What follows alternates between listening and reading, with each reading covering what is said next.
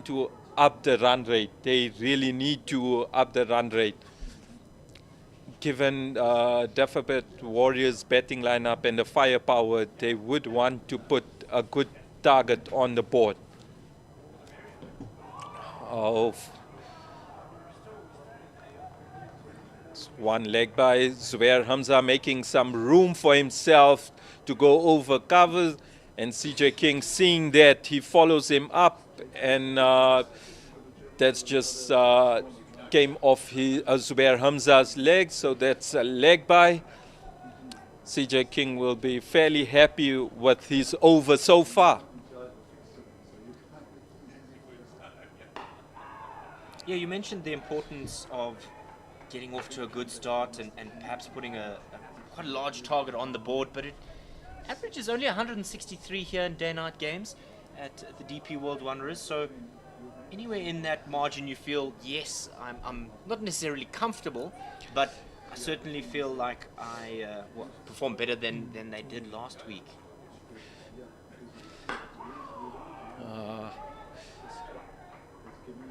No runs off that delivery, and that finishes the fourth over, and Lions are 24 without losing any wicket. They would be hoping that they can really up the run rate in the last 2 overs of the remaining power play overs. Some youngsters just observing the masters at their craft, hoping that one day they could find themselves out there in the middle playing for the DP World Lions or maybe the Dafabet Warriors if the opportunity presents itself. And opportunities is exactly what these players in the CSA T20 Challenge want. With so many Proteas out, it could really impact the chances. And that's the first wicket. Bayer Swanepoel carrying on. And again, it was a good length delivery. Zubair Hamza being restricted so far in his innings, tried to go over the top and only finding the mid-on fielder. And that's the first wicket for Dafabet Warriors. They'll be happy with that wicket. Zubair Hamza, not so. It just looked like he was a little bit late on the stroke there. Maybe it rushed him a little bit. Felt like he wasn't properly disposed to play that shot, and he's gone for almost a runnable 6. So the Dafabet Warriors have the breakthrough, an important breakthrough inside the power play. David, when I seen Bayer Swanepoel starting his 3rd over, I was wondering that should they not keep him on for later part of the innings, but clearly they wanted a wicket, and that's what he's done. He's got them the wicket, and the roar in the crowd you hear because we have Reza Hendricks coming. Yeah, it's not only Reza Hendricks coming to the wicket, but it is his 250th T20 game at this level, so that experience that we spoke about, is that invaluable experience, will have to be on show here. Had quite a fallow period with the bat in hand, did Reza Hendricks at the international level, and then almost through sheer luck, it almost felt like that he came right in that series against Ireland. Bayer Swanepoel, he's just not letting go of that good length. Yet again, good length, ball coming in a bit, and Reza Hendricks respects that and just taps it down to short point. No run scored of that delivery. Reza Hendricks is such an important figure for this DP World Lions side. Oof. Excellent delivery yet again by Bayer Swanepoel. Wonderful over thus far from Swanepoel. He's picked up the wicket with the first ball of the over and then followed it up with 2 dots. So getting in the head there, as you just see this delivery, Reza Hendricks trying to swipe at that one, looking for that gap in the covers. There are 2 men there.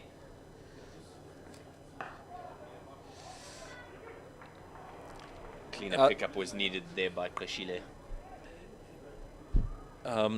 Very much repeat of the previous delivery, but this time around, Riza Hendricks does get off the mark with a bit of a misfield there.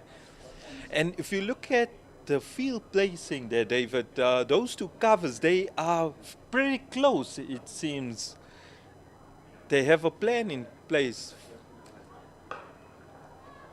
And you can see why, because, oh goodness me, that was just not needed. Overthrow, 4 runs. Yeah, that was just wasteful from the Dafabet Warriors. Kloshile thought he was going to have an opportunity to run Makwetu out, and then threw an absolute banana, and John du Plessis having to dive to try and get that one, and just raced away to the boundary. Sametu not able to back that one up. And it just takes the pressure off the Lions for this over. They were under pressure. Oh, excellent delivery to finish the over. So the Lions, after the 5th over, 29 for 1, having lost Zubair Hamza in the past over. Yeah, credit to Bear Swanepoel. He's always done well in coming back when he was put under pressure, when he got hit for 6 by Makwetu. Not off his over, but when he has been under pressure, he's done well to come back. Change now. They've dispensed with CJ King and CSA. The right arm spinner will be employed here. He's having a long conversation with umpire Cluster. Maybe he had tape or some sleeve that she wasn't a fan of, so it's just been removed, and so now he's going to come from the golf course end. Matthew Gretzka turning to his off-break bowler. Siyasametu playing his 51st game, having taken 45 wickets, and economy not so bad, 6.6. That's excellent economy in today's batting world times. Everything goes for the batsman these days, so that's an excellent economy. Riza Hendricks not happy with something there. He's just saying maybe there was something in his eye line. We haven't yet seen flying ants or any other insects as we wait with bated breath here in Johannesburg for some rain.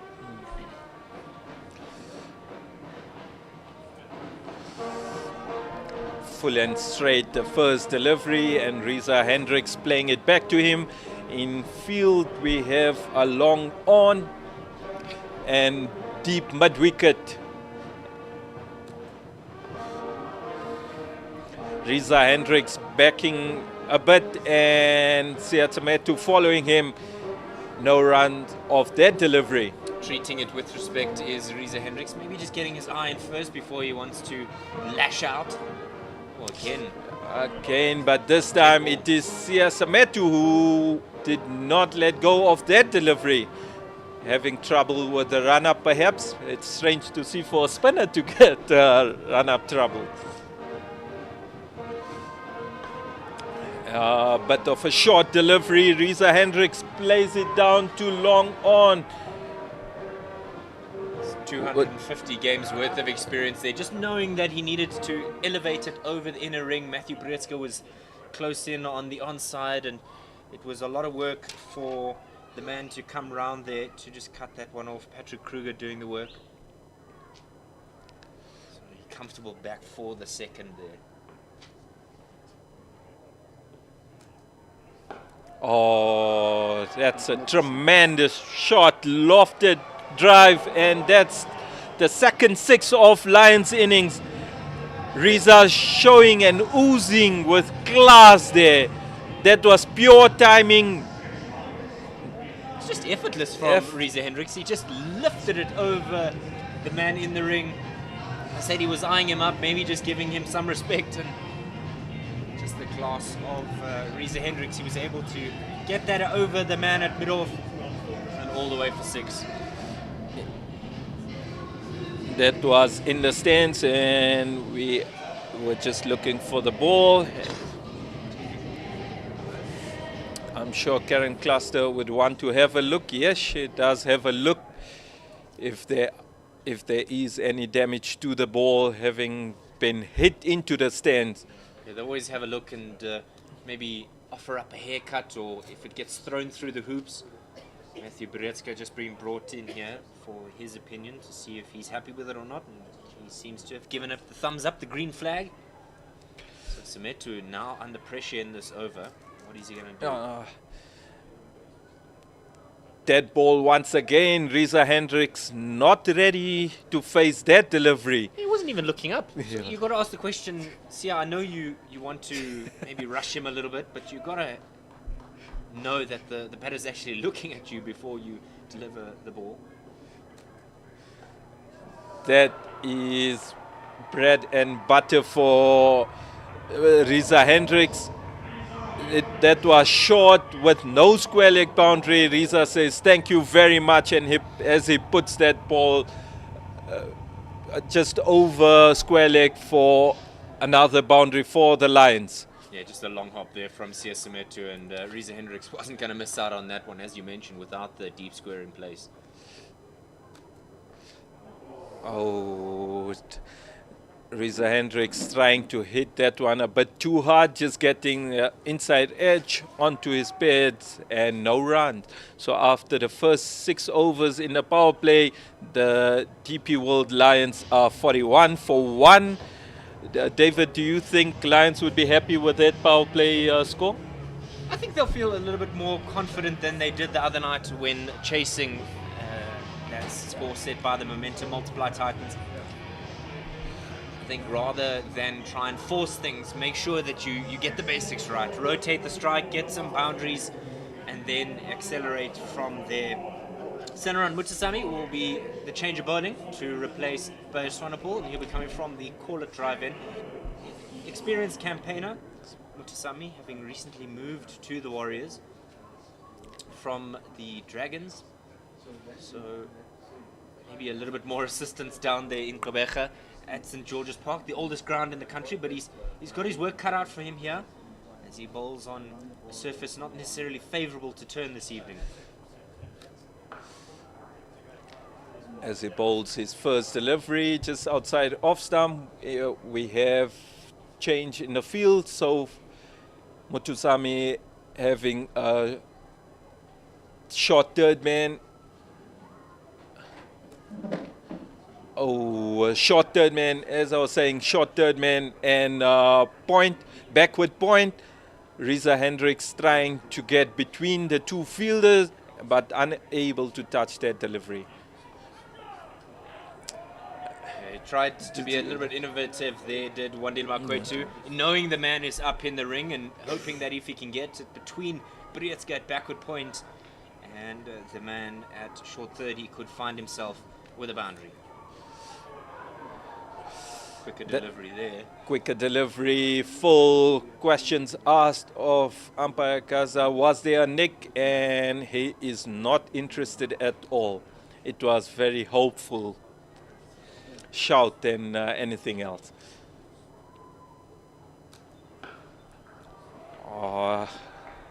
Wandile Makwetu slapped that one. That's well fielded. The ball was there to be hit. Krishile just pointing there to his skipper to say, you've moved me from backward point. Look how useful I can be in the field. And Mutasamy just asking Krishile there to ride the ring rather than be a few feet in.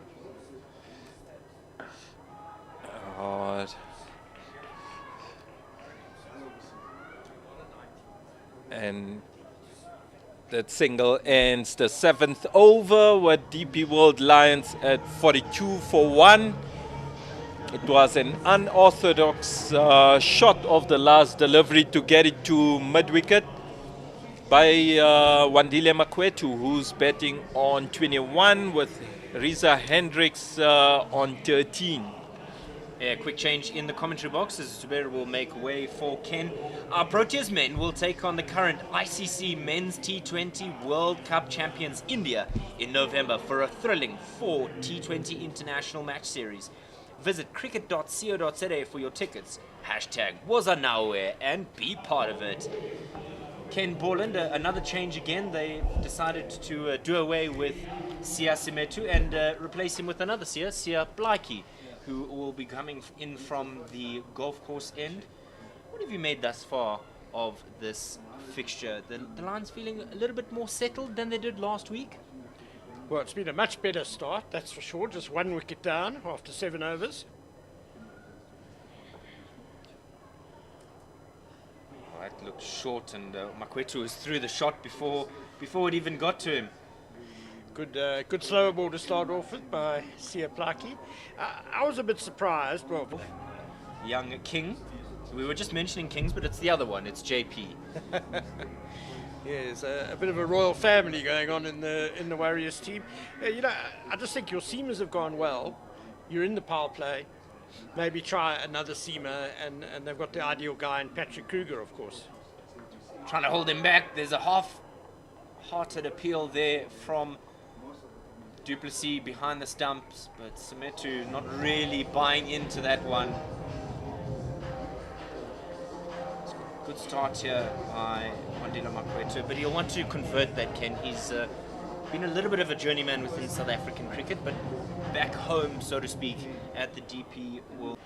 I fancy that they'll need to push things along a bit. Reza Hendricks, obviously all the experience in the world, he'll be trying to set the tone. Oh boy! Oh no! That is terrible. It's just slipped out the hand and it's hit him flush on the head, side of the head. Oh boy. Never an intentional act, but goodness me, Ken. Well, that's very alarming. Wandile Makwetu went straight down. He obviously lost sight of that delivery. High full toss from Sia Blakey, and it really made a horrible noise when it hit that helmet, as you say, pretty flash on. And this is a very unfortunate happening. I see there's a bit of choking going on between Reza Hendricks. It's really concerning as perhaps it's not as serious as it might have been, but obviously with concussions and that sort of thing, you really can't take any chances. Makwetu is getting up now, you see, so that's a good sign. Good to see the families can come out here and enjoy their time at the DP World Wanderers. The grass embankment's always a favorite. Well supported this evening. Jumping castles for you. I think it is being divided up among several students just to make it go a bit further. A bit further, yeah. So if you have just joined us here with our live coverage courtesy of Pitch Vision and Cricket South Africa of the CSA T20 Challenge game, the DP World Lions won the toss and elected to bat first, and they were pegged back pretty well in the first power play by the Warriors, and they lost the wicket to Zubair Hamza with 24 runs on the board. He was caught by Sia Blakey, who's bowling at the moment. I think he will still stay bowling, but he will no doubt get a warning for that accidental beamer. Hamza caught off the bowling of Bayer Sonapur, and here we just see the incident, which is a very nasty blow that has struck Wandile Makwetu. It's horrendous. Surprisingly not changing the helmet, Ken. I'm surprised that they didn't change the helmet. Good to see him back on his feet, though. And umpire Kieran Claster there just delivering the warning to Sia Blakey. If he bowls another one of those, he'll be banned from the attack, which obviously the Warriors won't. That's gone over the wicketkeeper, and it'll just peter out there down in the deep, and they'll come back for two. Excuse me, another short pitch delivery. Captains are always trying to chance their arm a bit. Obviously, you can't change the field on a free hit if the same batter is facing the free hit. He really didn't look comfortable with that delivery. Did Wandile Makwetu. Was hanging on the back foot. And this one he just guides away down to fine leg. They'll look for a second, but he's hit it too well to think about that one. And maybe better, Ken, that he just has some time on the other end. Yeah, not a bad idea, just to gather his thoughts a bit. Siya Plaki, a very good first over by him. Just 7 runs off it. It's 54 for 1 after 8 overs. And he certainly posed a few problems for Wandile Makwetu. So the Warriors have used 5 bowlers already. Swanepoel and CJ King opened the bowling, followed by the spinner, CSA. And then we had another spinner in Senyo and Mutusami. Pretty much a half volley, but I like what Makwetu did there in coming down the wicket, giving himself lots of room to clear the arms, to get those levers working. He is a strong man. Cross-batted shot this time, but it's the same result. 20 rows back into the open east stand. Mutusami under some serious pressure here. Yeah, the Wanderers is a tough place for spin bowlers to bowl in white ball cricket. We've seen it time and time again. And the Warriors have got 2 spinners in their side, left armers Mutusami and Semetu, and so far they've bowled 14 deliveries that have cost 25 runs. The expensive stuff from the tweakers here. And umpire Gasa not interested in a wide there. But as you said, Ken, the ball flies here at the Highveld, and so as a result, any tickle could really be a problem for a bowler. And again, and again, and again, up, and away. Beautifully straight.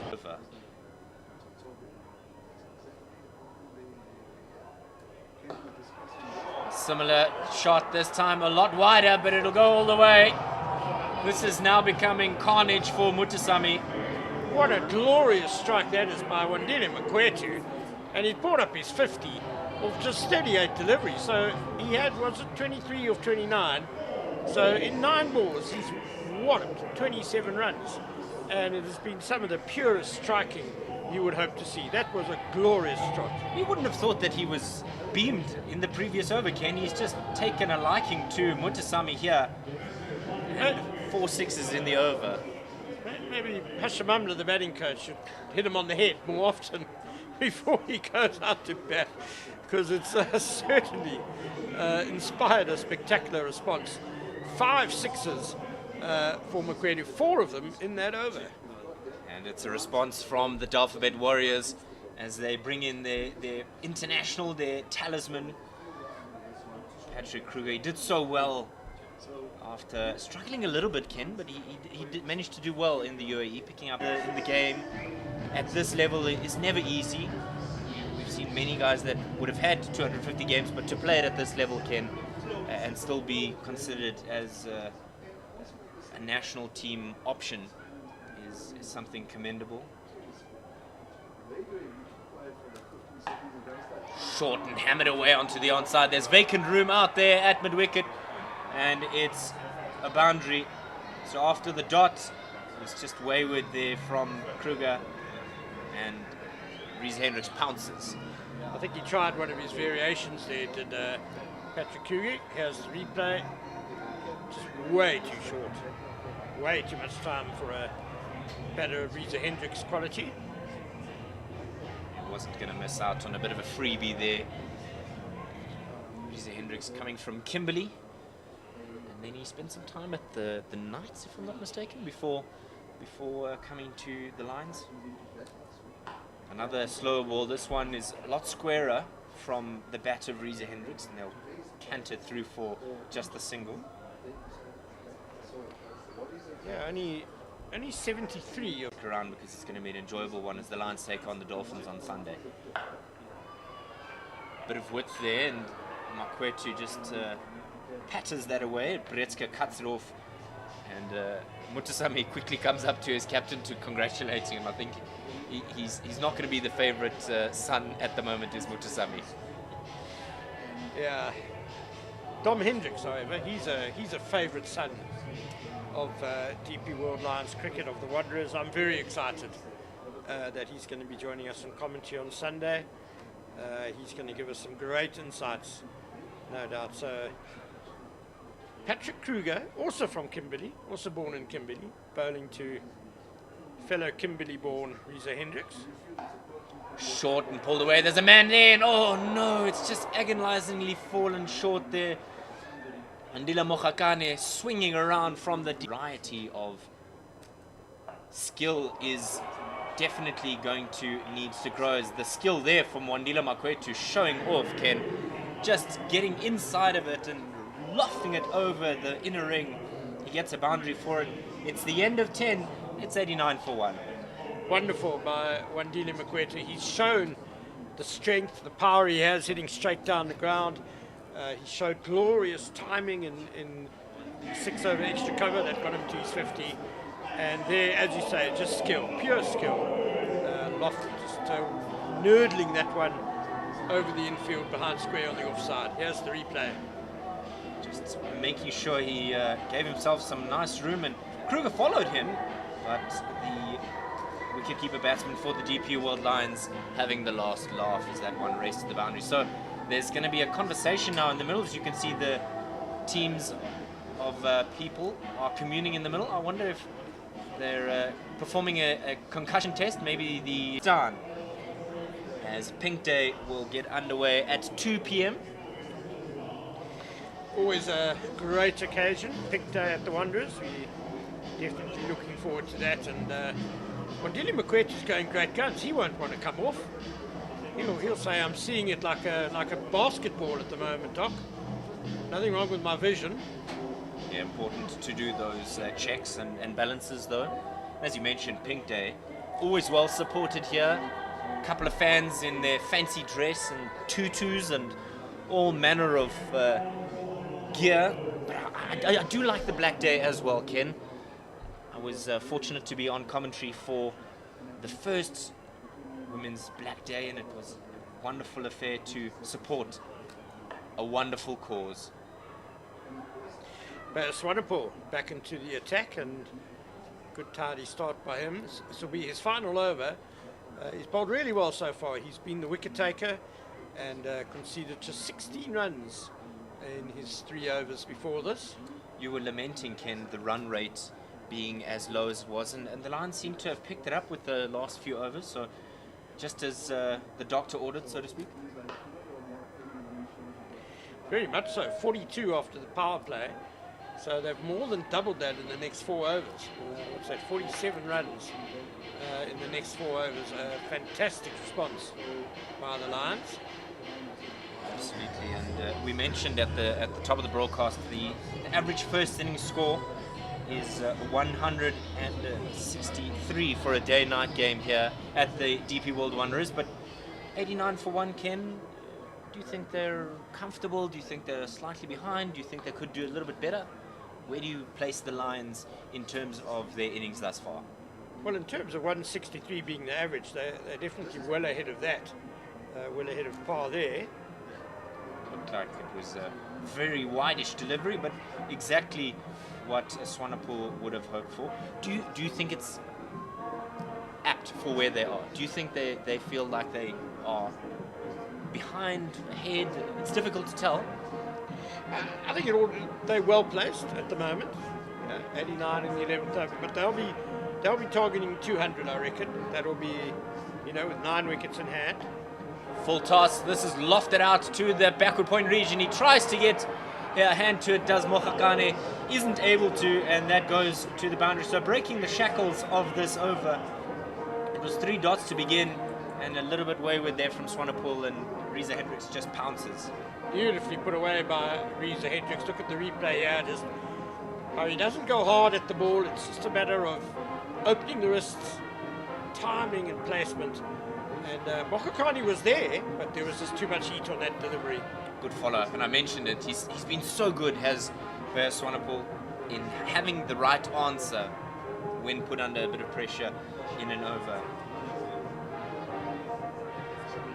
Yeah, Swanepoel, one of the up-and-coming all-rounders in South African cricket, very promising and talented player, particularly when there's a bit of swing about as a bowler. It's almost copy and paste. This time it'll go all the way.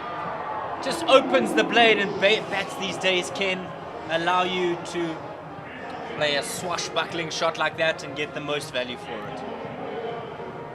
Sonapur 2 low full tosses in that over. And put away, punished. 4 in the 6.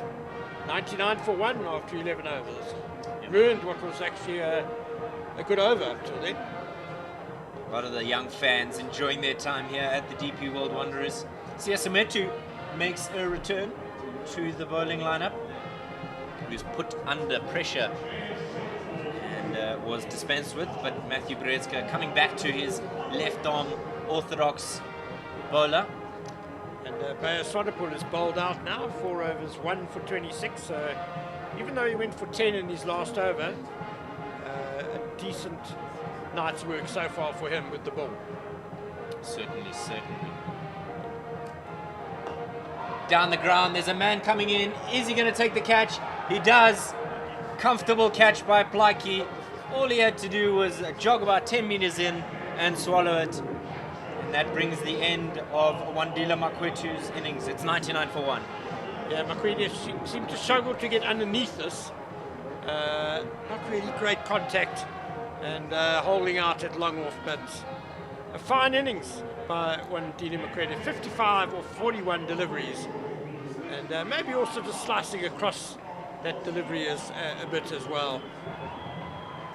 It's 99 for 2, forgive me. And interesting decision here by the DP World Lions in terms of their batting lineup. They initially had Mitch van Buren down, and to my eyes that looks like Delano Potgieter has been elevated up the batting order. The all-rounder who came back last season, came home. Good to have him in. It is Delano Potgieter. Left-right combination, always useful for the batting side. Potgieter, of course, was the hero of the Lions' 4-day series triumph in the final. Quite amazing game of cricket that was. The Lions Cracking 100 in that game, if I remember Lions were correctly. dead and buried a couple of times, and Potgieter rescued them with the bat. Now he has a chance to really pile on some pain for the Warriors here with the bat as well. Fire 50 or 60 here could make the difference. And first ball, he's been given his marching orders. Make sure that you get going. Swipes at that one and he'll come back for 2. A bit of a misfield there at short fine leg. And he's already on the board. He's not in a hurry. Just looking at this wicket, Ken. As you said, he probably just toe-ended it. And a comfortable catch for Sia Plaiki.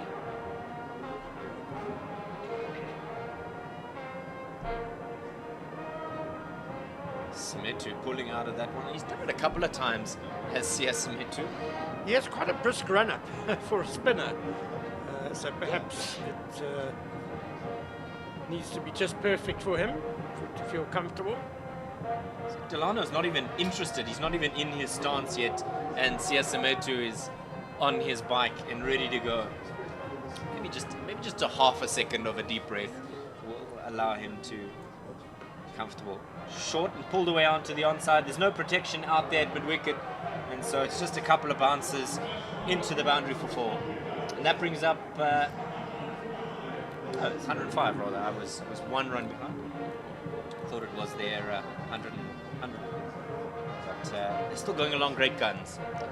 Yeah, and the Lions batters don't want to allow CSA Makwetu to dictate the tempo. You know, he's obviously someone who likes to rush through his overs. Lions are just trying to slow him down all the time, and they're again up by Kieran Claster, just telling the bowler to wait because there's some alterations happening in the field. Short, and that has absolutely been dispatched, deposited onto the advertising hoardings. It'll go all the way for 6. That a metre higher, and that would have been out the ground. It hit the very top of the DP World sign next to the scoreboard there. What a great blow by Delano Potgieter. Too short though by Makwetu. As you mentioned, just agonizingly close to going out the field of play. Well, it's out the field of play, but outside the stadium completely. Those flats long-suffering tenants of those flats when it comes to this stadium. I could argue that probably the best residence in Johannesburg.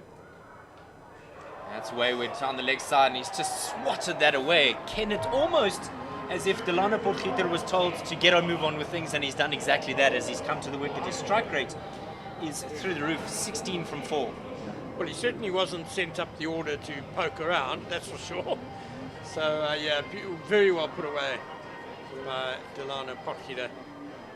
Yeah, I've often looked at those flats with great down envy to the right of the scoreboard and thought about maybe trying to live there, but I think the price would be pretty exorbitant. And some respite there as they conclude the over. So a dot ball to conclude the 12th over, 115 for 2. Riese Hendricks 30 from 20 and Delano Potgieter 16 from 5. I seem to remember there being a time where players were based there, so there were accommodations there. As we just have a look at the scorecard, Hamza was gone early. The score was just 24 when he was out caught. Siaplaki bowled Bayers Swanepoel, and then Wandile Makwetu, after an inspiring 55, was outdone again by the catching work of Siaplaki, undone by Simetu. Yeah, those flats are almost like another stand in between is that the memorial stand, the one where no? That'll be the, well, between the scoreboard essentially, yes, and the Unity Pavilion. The Unity Pavilion, yes. Magnificent view if you sit outside the corridor outside your flat there. Absolutely. I think you'd have to prize me out with a crowbar. Kruger in again, and this one is just carved away down to the deep backward point. Kashile is the man out there, deciding that John du Plessis is the more apt choice for gloves. Kashile having to field. It's not uncommon these days, Ken, to have wicket keepers being selected purely on their batting skill. Yeah, Captain Matthew Bieska can also keep wicket. He's a third option. I wouldn't say on the same level as Kashile or Jean du Plessis. Another one who's got himself 100 over in the UAE, Tristan Stubbs, another Warriors man. Commendable to him that he's done as well as he has today. An important knock, I think, for his confidence and so to keep the naysayers quiet. There's a change in the field. Third man goes back onto the fence, and Mohakane, who was at long leg, is brought up into the ring. There's a long on in the cow corner.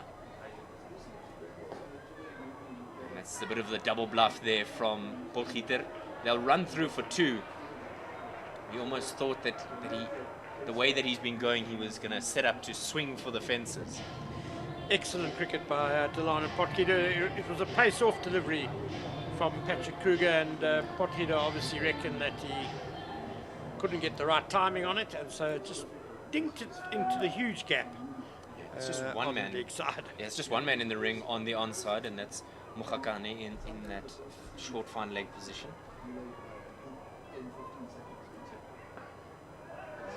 Guides that nicely down to King at the third man boundary. A lot of experience between these two Lions batters, Ken. So it's important that they form a partnership that they can launch with 8 wickets in hand. So you've got to feel like if these two are around until the 15th, that's when they're really going to step on the gas. Well, I think Potgieter just has freedom really to try and score off every delivery. He's already done his job. You could say 19 or 7. If he gets out, it's not a train smash. There's still plenty of batting to come. Mitchell van Buren, Connor Easthuizen, they'll be hungry for runs after the failing in the first game. And Evan Jones, we all saw what he could do in that wonderful innings last week. Full toss and inside out all the way for 6. Another full toss and another boundary for Riese Hendricks. He's not missing out on these gifts. Yeah, there have been too many bad deliveries from the Warriors lately. Too many full tosses, too many really short pitch deliveries, and that's just a gimme for a batsman of he's a Hendricks class. Yeah, you mentioned that Evan Jones knocked 83 from 48 deliveries, the only real shining light for the DP World Lions in that first game. What do you think it is, Ken? And I'll get your thoughts at the end of this over. With the Lions and coming undone in the first game of the year, seems to be a trend that they get better as the season goes on. Kruger under pressure. He's come back nicely there. Just glides that one backward of point. Bashile doing the fielding, and that throw is indicative of being a wicket keeper. You know he was guilty of the overthrows early in the game. But let's come back to that thought of the importance of getting off to a good start and really getting that momentum. The Lions struggled last season getting their footing, but when they did, Ken, it was a complete turnaround. The inverse of that was the Warriors in the T20 season. Well, that one will be wided by umpire Cluster. The Warriors were on an absolute tear until they came across the Dolphins, and that's when the tournament shifted for them. I was looking at my notes, and the Warriors were really near the top of the log when that game shifted, and that's when almost the momentum for them came undone. Fortunately, it's been a bit of a recurring theme for the Warriors in domestic competitions the last couple of seasons. Delano Potgieter coming down the wicket, just carving this down to King at the third man boundary. It's the end of 13, 128 for 2. They've set the pace in all formats, in all competitions, got themselves out front, gone on great winning streaks, and then at the business end, they've rather fallen apart. It's something they're very aware of, something Coach Robin Peterson is obviously trying to fix, and I guess it's better than not being in contention at all during the competitions. They just need to find that consistency that they carry through and they convert excellent starts in competitions. Absolutely, and the Lions have an opportunity here, Ken, with many of their superstars, so to speak, their Proteas players missing from this first couple of fixtures. They might have some more coming back as that tour of the UAE comes underway, but boy oh boy, is that a glorious way to tell me to shut my mouth, because they don't need the Proteas players when you play strokes like that. Well, that's the thing, obviously the Lions would love to have all their players available, but it gives an opportunity for guys like Delano Potgieter to shine and to show what he's got. I mean, that's just a top quality stroke, bashed over extra cover, and it's all good for the depth of South African cricket that these guys get opportunity to show what they can do as well. It was a stand and deliver type shot with confidence, oozing confidence. Right, long off, long on, mid wicket, deep square. Slashed away to the man sweeping out there in the deep. He just comfortably collects that one. They'll get through for the single. And often I found, Ken, for the DP World Lions, that it's their players that aren't national team players that seem to come right for them at the crucial times in order for them to succeed in competitions. As you mentioned, Potgieter in the final of the 4-day competition.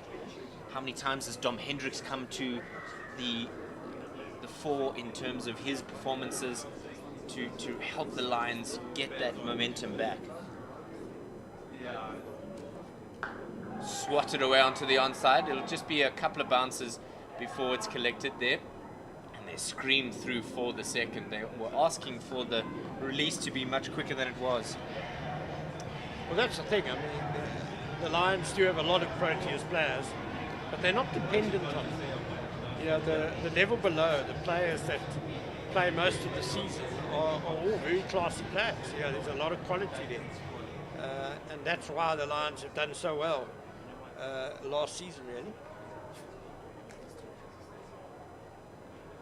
high standard expected of these players. Just whips this away onto the onside for the single. So the line's going at 10 to the over. And it's just that ability to score quickly with the boundary off the first ball of the over that gives them that steam in the over. And then bowlers are having to try and make recompense for a wayward delivery up front. Yeah, it sets the over up nicely. It means they don't have to take too many risks for the rest of the over. Just find the gaps. If there's a poor delivery, put that away for a boundary as well. Width and not missing out. Swatted that away, did Delano Potgieter. And another boundary for him to continue to put this Warriors attack to the sword. Siaplaki is kind of feeding a strength of Delano Potgieter here. He looks very strong over extra cover. And perhaps he should consider coming around the wicket to maybe stop Potgieter from being able to free his arms and swing it over extra cover. He just loves giving himself some width there, does Potgieter, and slapping it away through the cover region. Not afraid to free his arms there. 12 from the over, and still one more to come. Up and over the man at short third. Couple of bounces into the fence. Glorious way for him to end the over. And at the end of 14, it's 144 for 2.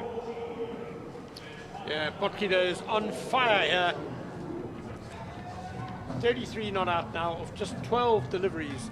And with 6 overs left, the Lions are clearly targeting 200 and more. We say thank you very much to David Mitchley and welcome back to Zubair Sala. And join us in commemorating a significant milestone, 30 years of democracy in South Africa. Cricket South Africa has forged a path where every man and woman can embrace the joy of cricket, fostering inclusivity, access and excellence. Here's to 3 decades of progress and to many more years of changing lives through the spirit of the game. Zubair, that's been a fun little shift for the Lions, especially since you were last with us. Delano's come in and his cameo has really shifted the momentum. I would say Lions would be fairly happy with what Delano's. That's what they've sent him to do, you know. When Makwetu got out, Wandile Makwetu got out, they needed to carry on and push on to the next year. And that's where they haven't brought in the captain, Mitch van Buren, and Connor Esterhuizen as well. And Delano's doing his part. CJ King is back into the attack. Oh, pitch short and walloped. High, it could be out. Yes, good catch, backpedaling by Long On, and King has made the breakthrough. Reza Hendricks is gone for 41. And that's the skipper Matthew Breedska with an excellent catch, running back. Those are never easy to take, and he's timed it perfectly. Reza, we sort of forgot that he was even on the field with Wandile Makwetu taking on the Warriors, and then Delano doing the same, but he quietly went on to score 41 of 25 deliveries, and it got cut short because of that excellent catch by Matthew Breedska. Yeah, we just saw the replay there. Hendricks enticed by the ball being a little bit short, a little bit back of a length. It was outside off stump though, and I fancy maybe there's a bit of, it's a bit too paced maybe when bowlers hit the deck hard, just that back of a length. Anyway, there's the captain now, Mitchell van Buren, who has come to the crease. Yeah, Reza toe-ended that delivery, and CJ King, even in his first spell, his pace wasn't there, and that's what has helped him get Reza Hendricks' wicket. The youngster will be fairly chuffed with that wicket, to get that wicket under his belt. So the field's still well spread for Van Buren. 4 in the ring, 3 on the offside. And they're going to take a quick single to mid-on to Brietsko. Sensible cricket by Van Buren. Get Delano Potgieter back on strike. Also, Mitch van Buren is a busy player, so you will see a lot of running happening between Mitch van Buren and Delano Potgieter. While Mitch is batting, you will see a lot of running happening. He is a busy player. Now for Delano Potgieter, they still have short mid-off and short mid-on. That shows that CJ King will be keeping it short.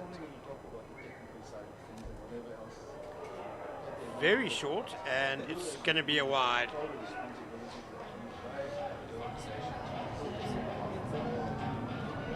CJ King bowled brilliantly in the first game, but it just seems that he hasn't gotten his rhythm in this game so far. This is his third over. He hasn't given up much of runs, but he's again hitting the deck hard and just nerdled away for the single by Potgieter. It's a good length if King can find that regularly. Yes, we've seen that with Bayer Swanepoel, that throughout his 4 overs, he hit that good length time and time again, and that's Bayer Swanepoel only gave away 26 runs of his 4 overs, and CJ King right now after 2.3 overs is only given away 14 runs. He'd be pretty happy with that return, knowing that he hasn't been consistently hitting the same line and length. Short fine leg in place. Oh, that was zipped through. I heard a noise, but maybe pad. Yeah, umpire Sipilele Gaza just touching his leg there. CJ King has beaten Mitch for pace and swing. That was an excellent delivery. Oh, it was a sharp in-swinger, and Mitch van Buren had no answer to that. Chan du Plessis taking it cleanly. I think they were away. It has come off in a thigh pad. A good delivery again by CJ King. That's more like the CJ King who had a very good first outing in this competition last week. Took 3 for 18 as the Warriors beat the Dolphins at St. George's Park.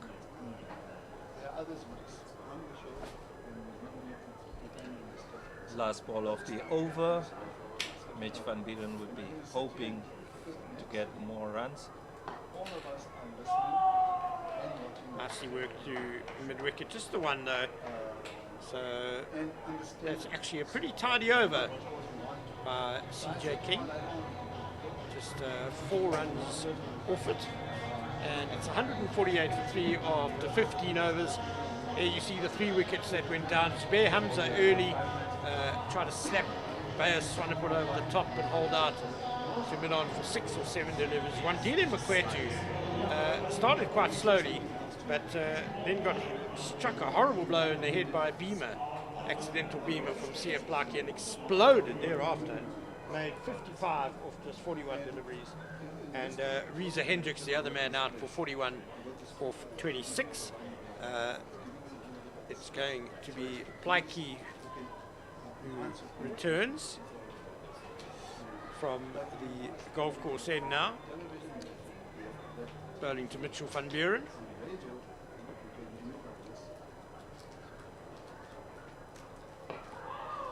A little bit of the outside half of the bat for Van Buren.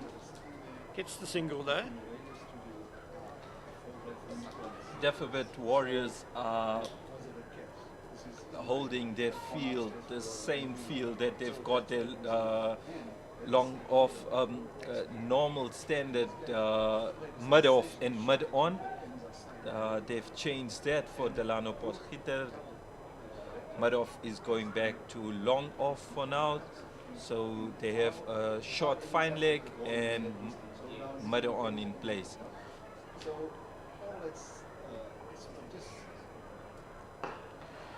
Swung across the line by Potgieter. A bit of work for the cow corner to do. He's done well there. As JP King. JP King is been fielding. I'm a bit surprised, Ken, that JP King is a very handy off spinner, and given that Delano Potgieter is a left armer and he's been going great guns, they haven't tried him on.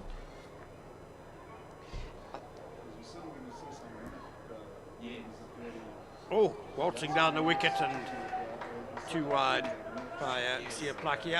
I think Zubair, the Warriors might have been scared off spin a bit, given how things have gone for Senua and Mutusami and CSA. They've bowled 4 overs and gone for 53 between them. Yes, that is true, and it was that over of Mutusami where he was hit for 24 runs that really swung the momentum. Short and wide. Was there a little scratch? I heard something. Yeah, Potgieter can't believe it, but he can't fool umpire Karen Glaster. She gives him out, Potgieter on his way, but a wonderful innings. 36 of just 15 deliveries by him. He's certainly done just the job he was sent in to do. There was a definite sound on that one, but Delano Potgieter, he can walk away with his head held high because, as you said, he has done his job. 36 of 14, that's an excellent return. And the next man in is Connor Esterhuizen. And a very big wicket for the Warriors at this stage of the match. The 16th over, Potgieter was well set. Just imagine the destruction he could have wrought in the last 4 overs. But Connor Esterhuizen, a rising young talent for the Lions, comes to the crease. But a change of roles for Esterhuizen. He's mostly played at the top of the order in his appearances for the DP World Lions. But he does hit it very sweetly, and the Lions are hoping that perhaps he can do a bit of a finishing job for them in this season's CSA T20 Challenge. Again, I'm a bit surprised that they haven't sent in Jones, knowing there's only 4.5 overs left, and he would be that hitter to go to. Oh, there was a yes and then a no. Mitchell van Buren had to get back quickly. Yeah, I agree with you, Zubair. Evan Jones is a really big hitter. Played a wonderful innings last week of 83 or 48 balls. But I guess it shows how highly the Lions rate Connor Esterhuizen and his all-round game.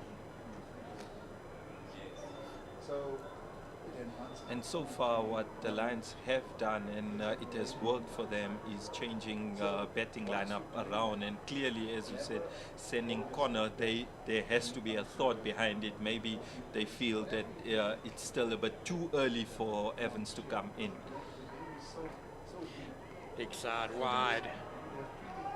Aplaki. Second wide of the over.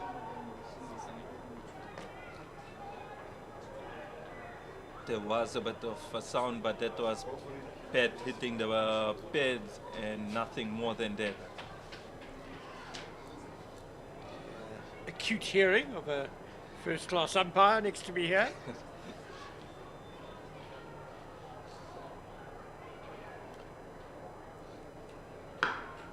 Oh, that's beautifully struck. Connor Esterhuizen, stand and deliver. Oh, he has just smashed that through the covers for 4. Yes, and given the feel that he's got that short cover and mud off, that's just a freebie and a perfect way to start Connor Esterhuizen's innings. He would welcome that with open hands, and as he has done so. On the up as well, but just struck with such power. No one really moved in the covers. And then just the dink to mid-on for one. Yes, back to basics for Sia Plaki, and he's done well. That was a good delivery. And of his three overs, he's given away 33 runs and he's taken 1 wicket. So The big wicket of Delano Potgieter, who was going great guns. So 158 for 4 after 16 overs, just 4 overs left. Zubair, how much do you think the Lions can get here? Given the wicket in hands, they would be hoping to get over 200. Their first target has to be over 200 runs, and I think there would be anything between 185, 195, because they do have Van Buren and corner batting, but after it, it's only Evans. Patrick Kruger is back, and that's just chopped down to third man. They're going to come back for 2, as you said earlier. Zubair, Mitchell Van Buren very quick between the wicket, but so is Connor Estes, and they're going to be a good pair together here. Patrick Kruger's got 2 overs left, so he's going to finish probably from the quarter drive end for the Warriors. He's a key man. He's with his skills here at the death. As short third man comes in, Estes and finds the gap again. Just one.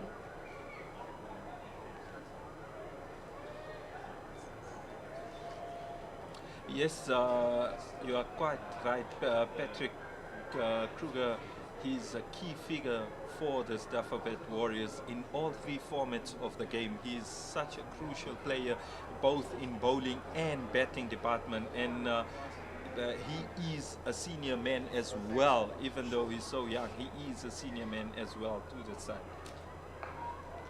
Really reached a long way for that sweep shot that Connor Estes, and just gets one. Yeah, it was Mitchell Van Buren. Mitchell Van Buren, he's seen the short fine leg. Fine leg is up, so it's a short fine leg and square. So there is no man behind between the region after your mid-wicket boundary. So Mitch Van Buren trying to get through between those fielders and get an easy 4, but Patrick Kruger did one up on him and he kept it way outside off that Mitch couldn't get it away. Excellent bowling. It's just going to be 1, maybe 2 too long on. Matthew Bertzke is a very safe fielder, so just the 1. It's been a good over. Patrick Kruger, just 5 runs or 4 deliveries. It's been an excellent over. What I've liked about Dafabet Warriors is the pace bowlers. They have bowled to their field. They've put the mud on up and they've bowled short deliveries. Now the players are back and they're keeping it nice and full and outside off. Short and put away by Connor Estes, and a swivel and hook. Mitchell Van Buren rather, swivel and hook, and it's gone high into the stand below the scoreboard. That's a pity for Patrick Kruger because it was a very good over until then. It's just the reverse of commentators' curse. As we spoke about how good they have been with their line and length, he goes and bowls a juicy short delivery with no fielders at the back. It was easy picking for Mitchell Van Buren. He said thank you very much, and that was a massive hit. Yeah, it wouldn't have mattered if there were fielders back. He hit that so well, a long way up into the stands. And these days, batters aren't really put off by fielders on the boundary. They believe they can clear them. And Kruger now is a long powwow happening. I think they're trying to get the ball back, yes. As You see the Lions band in full song to celebrate that 6. So 3 overs left after this delivery. And CJ King's only got 1 over left. So I fancy that Sia Plaiki might have to bowl again. It hasn't been the best of evenings for him. 33 runs of his 3 overs so far. Here's Kruger. Oh, brilliantly worked. What skill by Mitchell van Buren. Very little wrong with that delivery. Full and just outside off stump. And he's somehow managed to work it behind square on the leg side. Watch this replay. And that's exactly what Mitch van Buren was trying to do earlier in the over, where Patrick Kruger kept the ball way outside off. And this time around, he just came a bit too close to Mitch van Buren, and he's used that gap to perfection, and he's put it away for 4. And we've got a good turnaround of crowd, as you can see, and they enjoying the band. There's our band. Yeah, great way to end the 17th over for the Lions. 173 for 4 now, and CJ King has switched ends from where we last saw him, bowling now from the golf course end into the body of Esterhuizen, not giving him any room, but he's good enough to work it for 2. And there's that running again of Mitch van Buren and Connor Esterhuizen, realizing that long on is quite back, and they used it well and got 2 runs. I think the Lions have manipulated the ball well for the 1s and 2s. Oh, beautiful pickup by Connor Esterhuizen, high and handsome, and over deep mid-wicket's head for 6. That was an excellent shot. He timed it so well. He just timed it, and he did not even bother to look up. He knew the ball was flying over the boundary. The player was there, the fielder was there. Everyone else was worried that is it going over or not? Not Connor Esterhuizen. He timed it beautifully. Short now and hooked over fine leg. 6 more for Connor Esterhuizen. Well, I guess we now know why he came in ahead of Evan Jones. He's doing a fantastic job here as Connor Esterhuizen. 23 now of just 9 deliveries. As you can see that he backed up, and CJ King followed him, but he was too up on CJ King. He went with the line and length, and he just picked it up over fine leg for that 6. Yeah, CJ King just getting in a bit too far down leg there, almost a free hit for Esterhuizen. That's a good comeback. With a leg by to short third man. And that's what CJ King tried to do last delivery as well, but he was just a touch too short this time around. He gets it nice and full in the block hole, and that Connor Esterhuizen couldn't get a bet on it, and that's just leg by.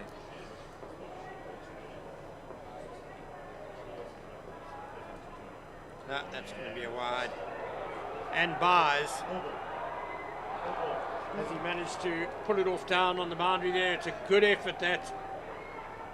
Run 3. But they've run 3. That's Plus excellent the wide running. Will make it 4 anyway. That's excellent running yet again by Connor Esterhuizen and Mitch van Buren. Connor Esterhuizen, the way he's seeing the ball, he really wanted to be on strike, and he went for the 3rd.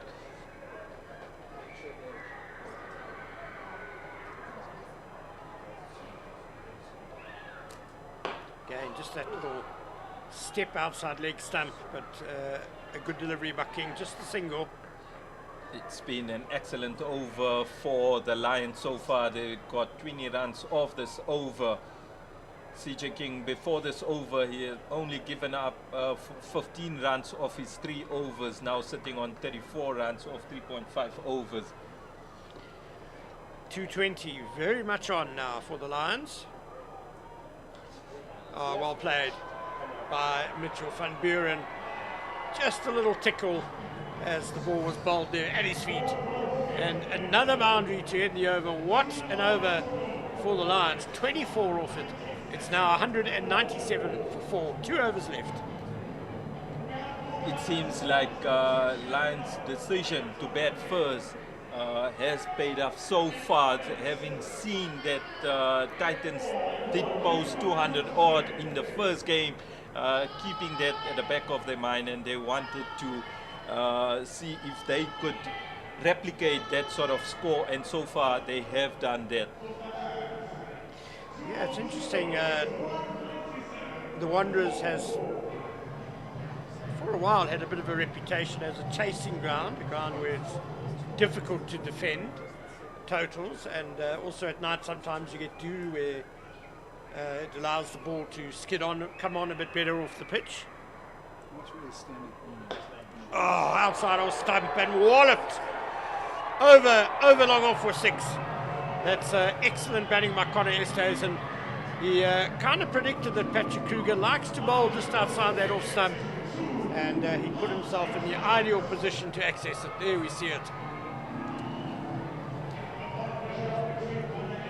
That's smart batting by Connor Esterhuizen, because firstly he's that's 50 partnership as well between Mitch van Buren and Connor Esterhuizen in no time whatsoever. Right, how will Patrick Kruger respond? Similar delivery, and that time Esterhuizen went for the cross-batted swipe. He's looking at umpire Gaza sort of to say, is that not a wide? But he's brought the ball closer to him where he is standing, so the wide moves with him as well.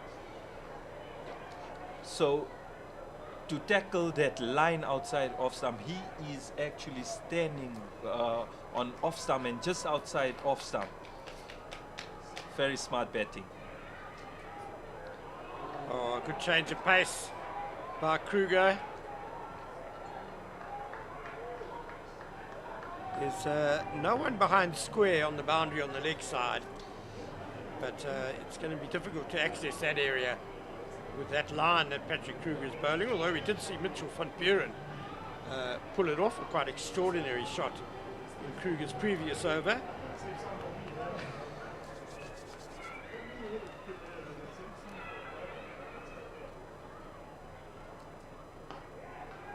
And now just a chance for a run out. Kruger. Oh no, the ball is rebounded off the wicketkeeper's overthrows as Makwetu runs and gathers. And what should have just been a quick single, a dodgy single at that, has become 3. Yes, Patrick Kruger choosing to throw, and John du Plessis couldn't gather that one. It was a bit of a wild throw to say, and they've run 2 overthrows, so 3 runs off that delivery. I think the run out may have been on. One can forgive Kruger for having a go. Anyway, the overthrows come off his bowling figures, so he can't complain at anyone else. Mitch van Buren batting on 18 of 9 deliveries.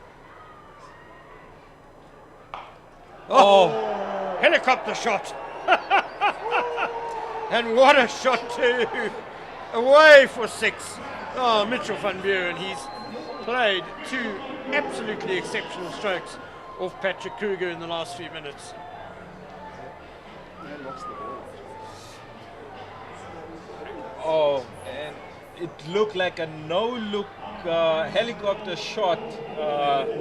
Really, and again, there was no danger, having no deep square leg. He could play that. Yeah, it was a full toss as well for Patrick Kruger, so it deserved punishment, even if it was. It's been given a no ball. Just trying to see what it was for. It seemed like a high full toss, and that's a free hit. And he goes again, targeting a similar area. 6 more for Mitchell van Buren. 30 off 11 now for the Lions captain. that over till the fourth ball looked like an excellent over. Just 9 of it has become now 21 of those 5 deliveries, and Patrick Kruger not being his day. He's already conceded 61 of 3.5 deliveries as King. He's been more off the field than on the field in the past couple of overs, looking for the ball. Bit of sympathy for Patrick Kruger there. He didn't miss his mark by much. It was a very low full toss just outside off stump, but Mitchell van Buren, all the skills in the world. 7 balls to go. 7 balls to go as Patrick Kruger runs in. Again, the step outside off stump and a good slow ball from Kruger. He ends a tough old over for him with a dot ball. 22 off the over, so we've had, is that 46 of the last 2 overs? Anyway, it's 219 for 4, the Lions, with 1 more over to pile on to what is already a pretty substantial score. Yes, it really is. So I was way off with my prediction in terms of runs.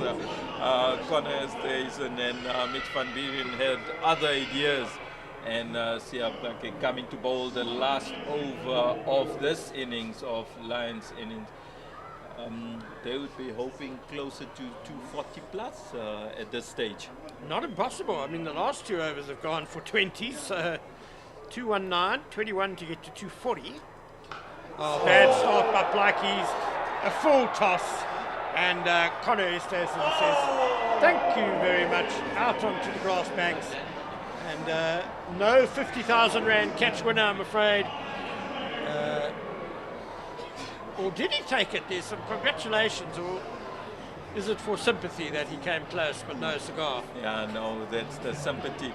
And at this point in time, it seems like Connor Esterhuizen was trying to tell Mitchell van Buren that I could hit further than you. And now a wide. Oh, this is not the start to the last over that the Warriors wanted at all, and it's been kind of emblematic of what's happened to them in this innings, is that the bowlers have had good catches, but they just haven't been able to string together whole overs. Too often there have been 1 or 2 really bad deliveries in an over, which has turned a decent over into a bad one. Siapake would be hoping to keep this under 240. Hits the deck, it's going to be a wide.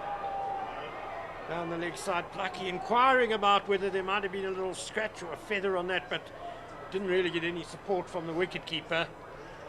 And wide it is. Successive wides now by Siapake. Yes, it was a few things happening there where the bowlers asking if there was a nick onto that one, and Connor Esterhuizen asking umpire Gaza, was that one short pitch delivery for the over as well?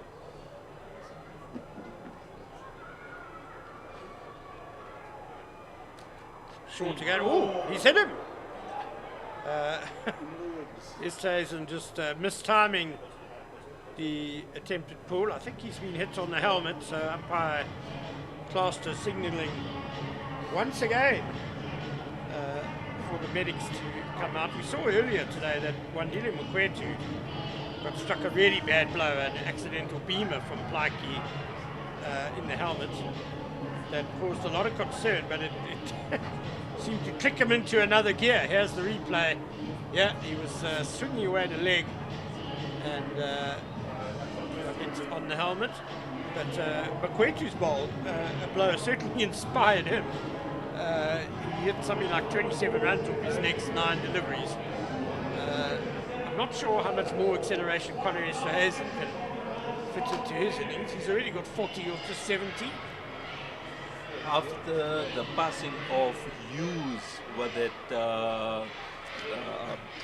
the bouncer hitting his head from Australia, ICC as well as CSA has taken very strict action.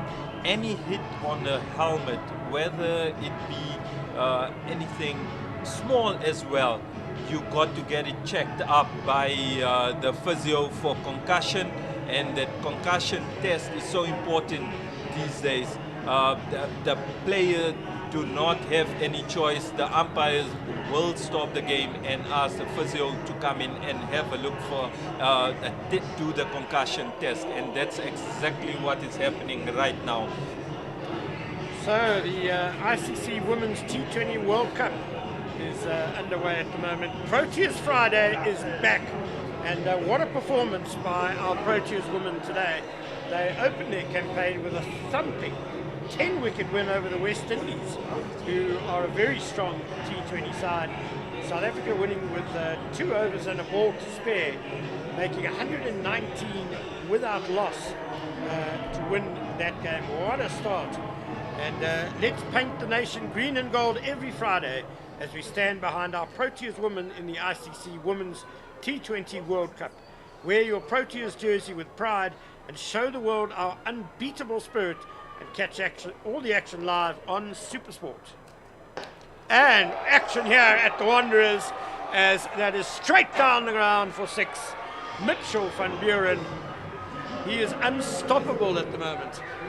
It was a nothing delivery by Siaplaki because he has his mid-off up and he gives it nice and full, and Mitchell van Buren obliging and putting straight over his head for a massive 6 yet again. Wow, it's been raining sixes here at the death at the Wanderers. 234 for 4 now, halfway through the last over. Better by Plaki, but well worked. Again, the back of the wrist by Mitchell van Buren. He's got to hurry. I think he might have made it coming back for 2. He is so quick, is Mitchell van Buren. When the fielder gathered the ball, Mitch van Buren was still on this side, on the opposite end, and it looked like he would definitely be run out there, but that turn of pace, and he makes it easily, so much so that John du Plessis doesn't even ask the question of Sipalele Gaza that how was that. Full toss again, he hasn't got hold of it. It's going to land safely though. Cow corner rushing in, and again they come back for 2. And Van Buren will probably be a bit disappointed he didn't deposit that one in the stands. Sinetembe Kashile there racing in. The way they have been going, this would be a miss because it was a low full toss. It was there to be hit, and Mitch van Buren would feel that he's missed out onto that one. Nevertheless, Lions are on 238 for 4 after 19.5 overs. This is the last ball of the innings.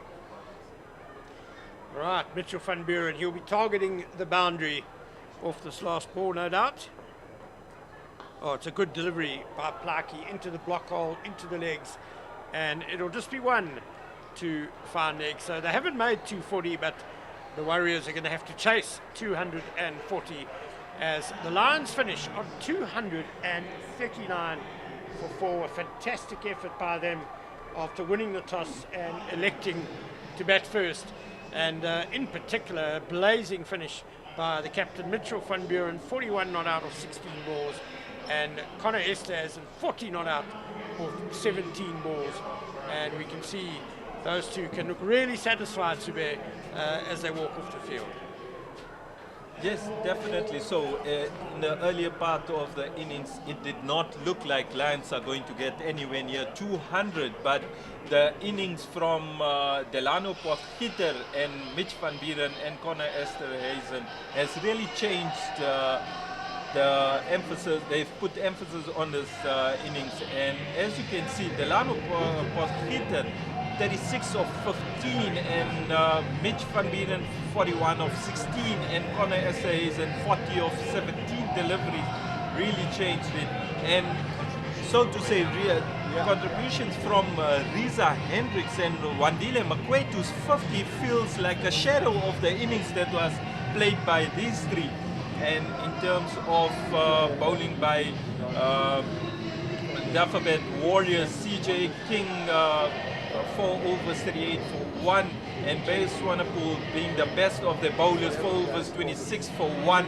He's bowled 3 overs up front, and he gave them the wicket, the first wicket of the innings. As you can see, Wandile Makwetu scoring 55 of 41. That's his highest score in the T20. And Mitch van Buren playing a captain's knock of 41 of 16. Couple of massive sixes and one special one where no-look helicopter shot almost hitting the scoreboard there. Riza Hendricks 41 of 26. And Connor Esterhazen 40 of 17 as DP World Lions finish their innings on 239 for 4.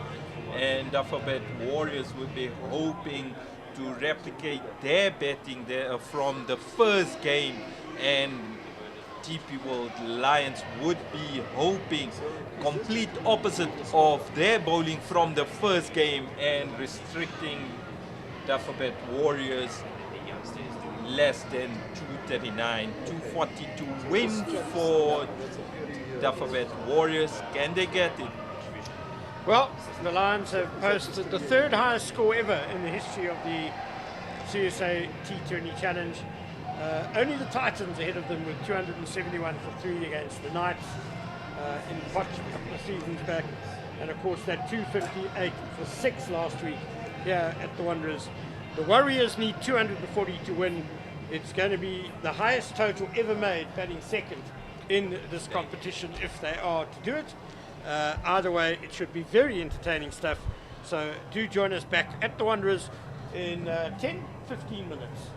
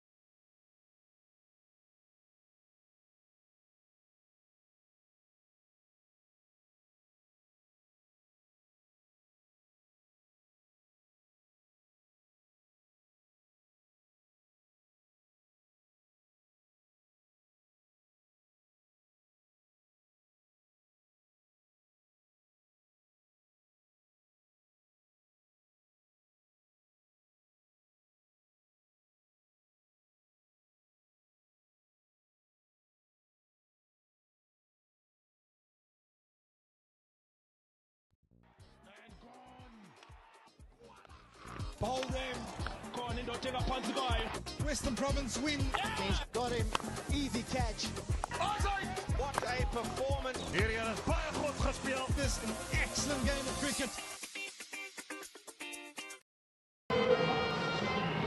Welcome back to the DP World Wanderers. It's Game 7 of this year's CSA T20 Challenge. My name is David Midgley, alongside me Zubair Saleh, and we are keen to bring you the second half of this game. The Lions won the toss. They decided they'll have a bat, and boy oh boy did they bat, because after quite a slow start, things really changed directions for them, putting the Warriors bowlers to the sword. Zubair, what did you make of that Lions innings?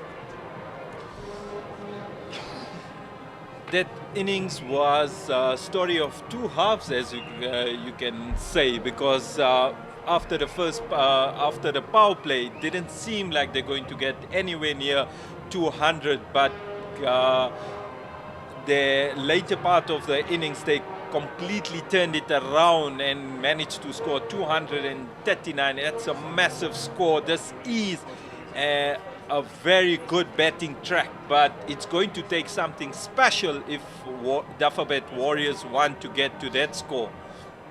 Yeah, just a reminder that this broadcast is proudly brought to you by Cricket South Africa, and the Lions looking like they might go with the youngster Quinama Parker.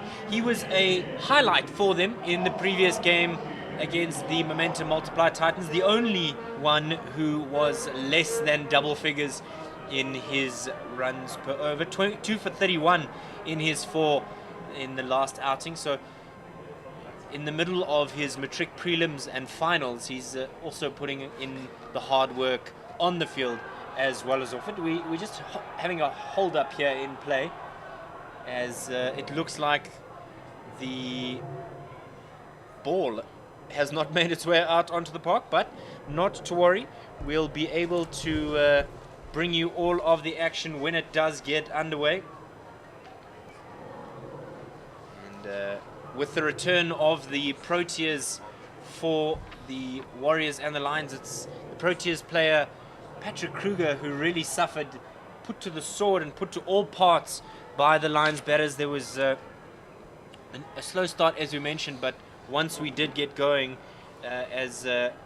once the Lions did get going, excuse me, they really put the Rockets under their shoes and were A for away.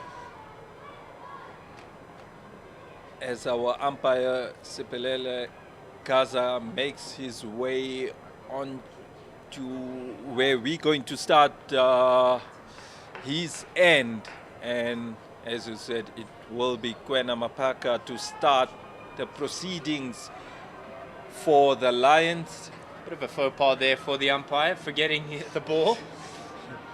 Very important. Nevertheless, Quinama Parker is going to be bowling from the corner drive end, and a lot of his fans out on the boundary cheering him on. The youngster, left arm over the wicket. Just a magical time for him, and not many people could safely say that they were writing their matric exams on one day and then the next taking wickets. And here he goes, first ball of the innings, and it's a wide to begin. So just trying to find his line there, a little bit wayward from Quinama Parker. I think the waiting as well got him a bit off track. You are ready to go. He was roaring to go, and then just had to wait, and that might have threw him off a bit. But it's no excuse as he runs in for the second delivery. Absolutely brilliant from the youngster. Bit of swing, bit of movement, and Mokhakane having to front up here. It's a stern test here for the right-hander. Much easier when you Matthew Bretska at the other end. But just have a look at this delivery again, Zubair. Yes, very much like Swanepoel, where he started off with excellent line and length. This was a good length delivery as he runs in for the second delivery. Straight in front, and umpire Gasa's not interested. Animated teammates. Umpire Gasa signaling leg buys. Maybe just pitching outside the line of leg stump as the left armour comes over the wicket. So a bit of movement as well. Yeah, definitely. I think it was pitching in line, but it might have missed leg stump because it was an in-swinger by the looks of things. So that might have saved Mokhakane there. Yeah, a bit of a reprieve there. I've seen too many of those compilation videos with young Kwena Mapaka bamboozling schoolboys. And he's done the same thing to Brezka. Oh boy, has he fired up. Look at that face. He's really looking forward to this game. And interestingly enough, Matthew Brezka batting very deep in his crease, trying to give himself as much time to manage that, but another delivery upsetting the batter. Yes, he really is batting deep in his crease.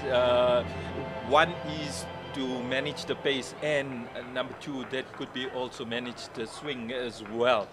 And very much like the Dafabet Warriors, the Lions also have deep square leg and deep point. And the captain of the Dafabet Warriors is off the mark. Zubair Hamza zooming in there to try and collect it and try and run him out there, but not able to get. And that's the first runs off the bat. Yes, Zubair Hamza didn't manage to make his mark with his batting. He would be hoping to change that in fielding. Mokhakane just guides this down to third man. There is protection down there in the deep, and so they'll get through for just the single. And last ball in the over to come. It's been a strange over from Mapaka. It's been one that, as you see Cody Yusuf on the field, maybe he's on for Wandile Makwetu, who got a solid knock on the head. So with Connor Esterhuizen donning the gloves, it's almost a dead giveaway that Makwetu is not going to play any further part in this game. And we wish him a speedy recovery. And he's absolutely bamboozled in there. Lovely way to end the over. And the end of the first, the Warriors in search of 240 are 4 without loss. That was an excellent over by Mapaka. Very much like Bay Swanepoel for Dafabet Warriors. The idea is simple. Keep it good length, keep it short of the length. You have got deep square leg and deep point. If you do bowl it slightly too wide or too straight, then you do have protection on that. When you go full, then you are looking to field anywhere, everywhere. There are so many options. So here they're restricting the options for the batsman where they can cut or pull when the ball is so short. And Mapaka in his first over bowled brilliantly as per the plans. Yeah, he's absolutely attacking this time. So the man who replaced Cody Yusuf for this game, Tsepo Moreki, will begin his spell from the golf course here. Also, beginning with the wide. It's becoming a bit of a trend, and I'm sure Dafabet Warriors coaching staffs won't be happy with how many wides they gave away in their innings when they bowled as well. And so far, I'm pretty sure Alan Donald, the bowling coach of DP World Lions, won't be happy with this as well. Just a blow on the body there, Mokhakane, having to front up here. And I said it would be a stern test, particularly because of the mind games that go on with batters. You know, the fielders certainly have the upper hand. They've scored a good score here, have the home side, the DP World Lions, and now the Dafabet Warriors have everything to do. You've got to go at 10 to the over, and you've got to make sure that you are constantly ticking that score over, and every dot almost feels like a blow to the body. Moreki running in. That one would have just gone down the leg side. Brezka immediately sent back. He was keen to relieve his partner of the torture that seems to be on the go, and you see the support from Zubair Hamza. Yeah, Brezka really wanted that single, but Mokgakane was having none of it. He's hoping that he is going to turn it around, just like Wandile Makwetu did in his innings.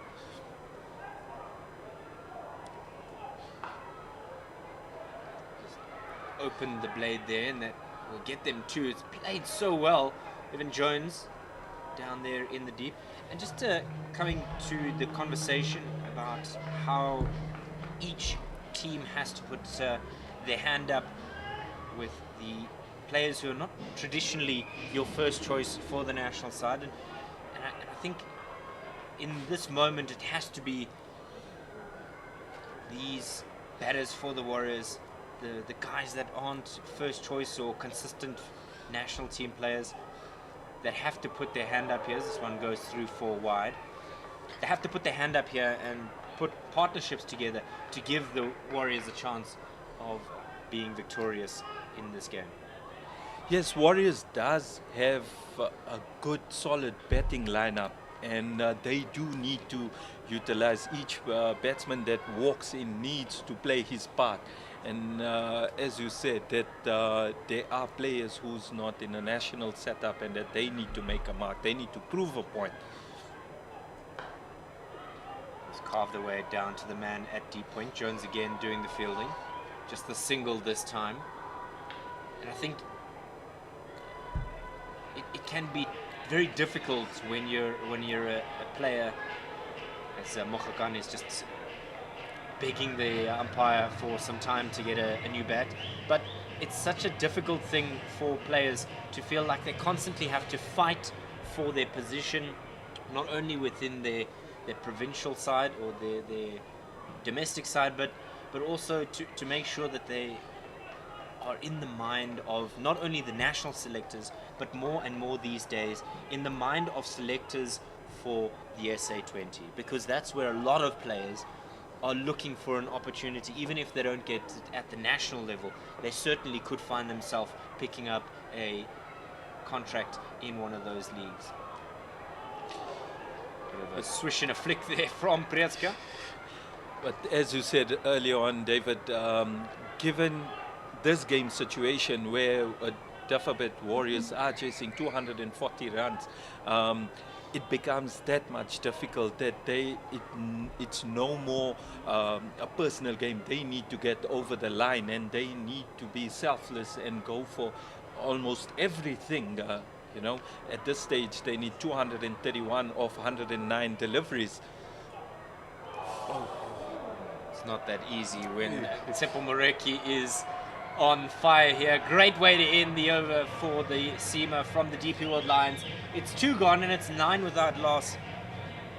And it seems like Mapaka and Moreki, they are mirroring each other. They've started off with wide each or one of them, and also they beating the batsman of the last delivery as well. Peach of deliveries in the first over by Mapaka, and in this instance by Moreki as well. So 9 from the first 2. We were just mentioning off air how the Lions were 89 for 1 at the 11th over mark, and how they accelerated in those final 9 overs made a world of difference, and the Warriors are going to need something like that. It is nigh on impossible when you are facing deliveries like that. You've almost just got to get bat on ball and get to the other end, because the key for me is that the Warriors get to the other end, get over, keep going with the rotation of strike. The moment you feel like you're being bowled to, that's when you're going to be under pressure, and that's when the bowlers are going to get their tails up. Rotation of strike is so important, even in the T20s. In front, loud shout. Umpire Gasa's not interested.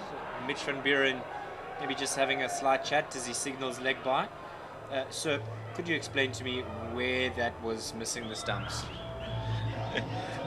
Again, that did look like it's pitched in line on the sort of leg stump, and again the movement going down, that could be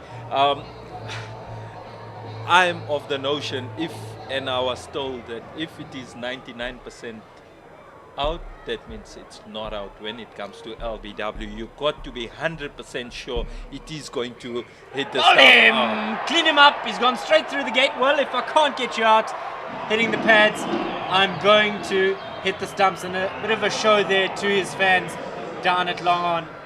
What a cork over delivery.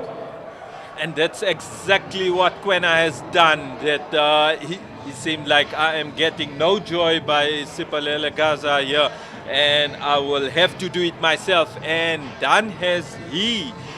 That was an excellent delivery, pitch off a delivery, and Matthew Breedska just did not seem like he had it in him today due to the bowling, and he had no timing whatsoever. He seemed a bit late on the shot as well, no timing whatsoever, and Quena Mapaka cleans him up. And there was some celebration as well. I didn't quite catch it, but there was a different celebration. New batsman in is JP King.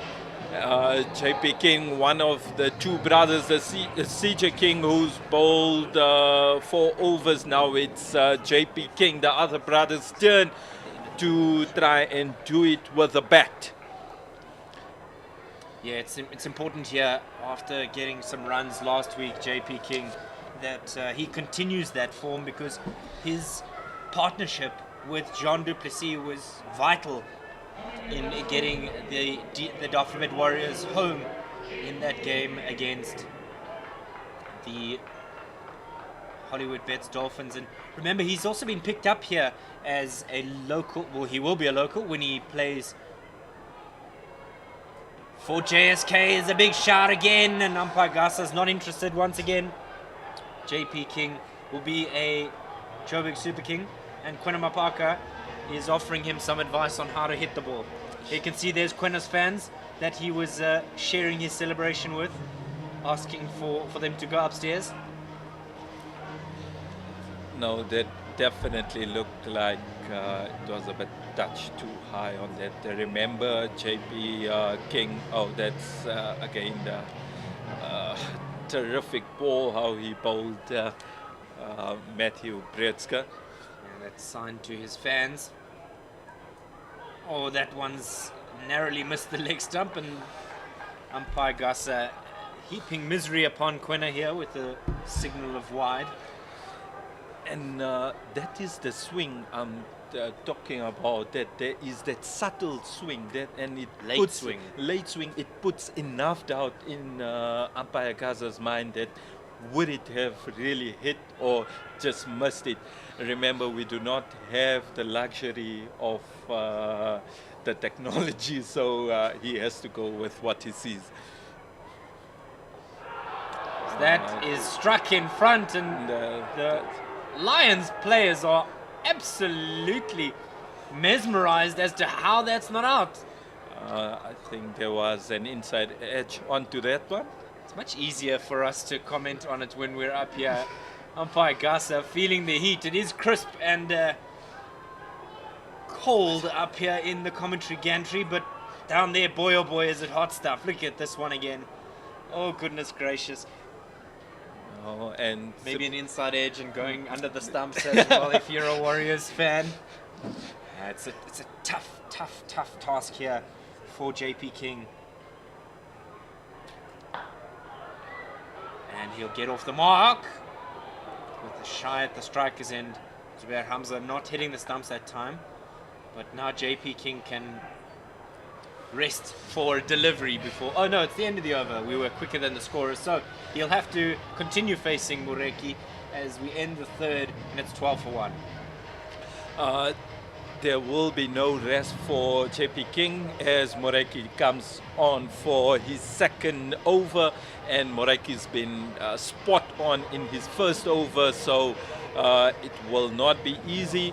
But let's see what JP King can bring to the table.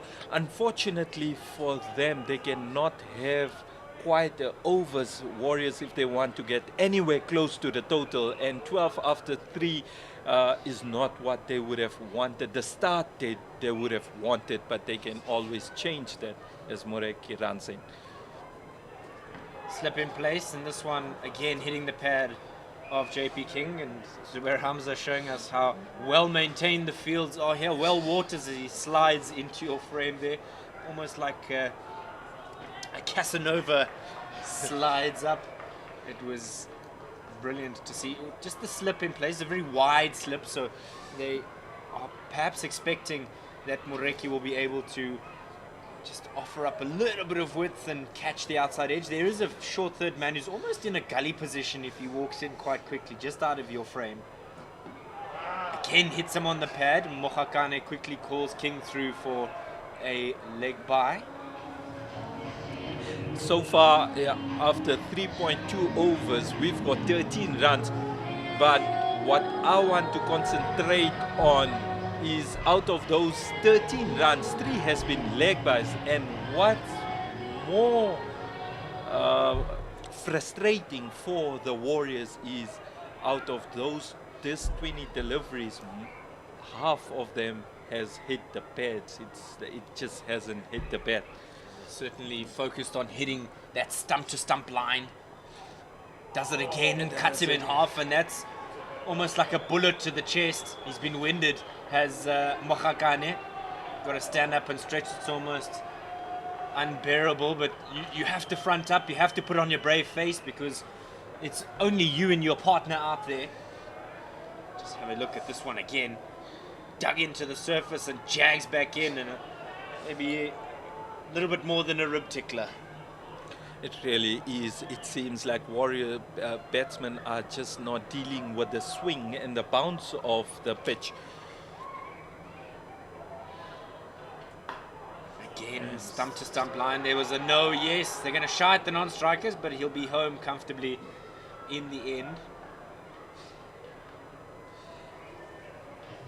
After the first game where Warriors won against the Dolphins and the Lions really, to put it, they caught a hiding against the Titans. This is such a different game so far where Lions have turned it around completely and Warriors look the shadow of the team that played the first game. Yeah, absolutely. It's just a tale of two cities, if you will, but I think it's built on that confidence that the Lions have with the score. Gives himself some room, just carves this away, beats the man in the ring. They think about 2, but King is sent back. So 15 for 1. Just an indicator as well to the fans that are listening. When you have an idea, or when you want an idea of where a team is in terms of their batting performance, and this is why we're lamenting, I think maybe a little bit too much, is the scoring rate of the Warriors here, because par for Duckworth, Lewis and Stern, not that that's at risk, but is 47 at this point, and they only have a third of that, as this one is defended and nearly pings back onto the stump. So the end of 4, it's 15 for 1, and that DLS par shot up to 57. Yes, so far it's not looking good for Dafabet Warriors, but and let's look at the last delivery again. Mohakane, he was in no control of that delivery. He just wanted to get to the other side, but he would be glad he did not, because that's the end of the over, and in comes Kwena Mapaka. He's going to start his third now. And JP King just wafts at that one. Mapaka with a few pills of wisdom shared to him, just offering some advice as to how he should hit it. Just have a look at this one again. JP King looked like he was about ready to settle for the run, but contact on bat on ball wasn't what he needed it to be. So he's batting very deep like Matthew Brezka. Straight down the leg side. This is tucked away down to the man in the deep there for the single. There has been a change in field, and it seems like it's a change of plans for Kwena Mapaka as well, because they've brought in deep point and now they've got a fine leg. So there are two fielders behind square. One is a deep square leg and the other one being fine leg. So it seems like he will be going full and straight. He will be working on those Yorkers and hoping Gaza, umpire Gaza works with him on that one. Cuts him in half and he's immediately retrieving the ball, looking to offer his roar as a Lions player to Mokhakane. Credit to Mokhakane and JP King. They've stood up here. Yes, they've had to weather a storm from both ends, but it's certainly a storm that if they are patient enough will have a rainbow at the end of it.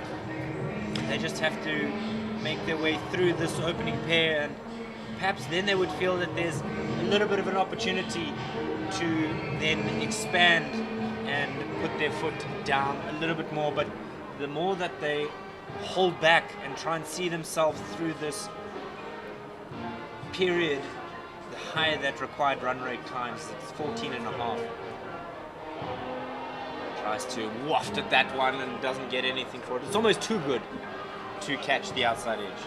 Just before this delivery, David, I was thinking what Mokhakane and JP King have been trying to do is try and take single. And just this last delivery, it seems like Mokhakane's patience ran out because they're not getting that runs. And what we said earlier on, that it's so important to keep on changing and rotating that strike, so at least you get something of each delivery. Just helps it on its way. A bit of a short-arm jab down to Moreki at fine leg. And they've done exactly what you've asked. They've gotten to the other end, but 2 from the over is just not good enough. No, it really isn't, as we've been saying. Now they're needing 223 runs off 91 deliveries. It's going into almost impossible role here, but let's see what happens as Kwena runs in. Just worked away onto the onside. They're going to get 2 here, as this one will go beyond the field and it'll go for 4.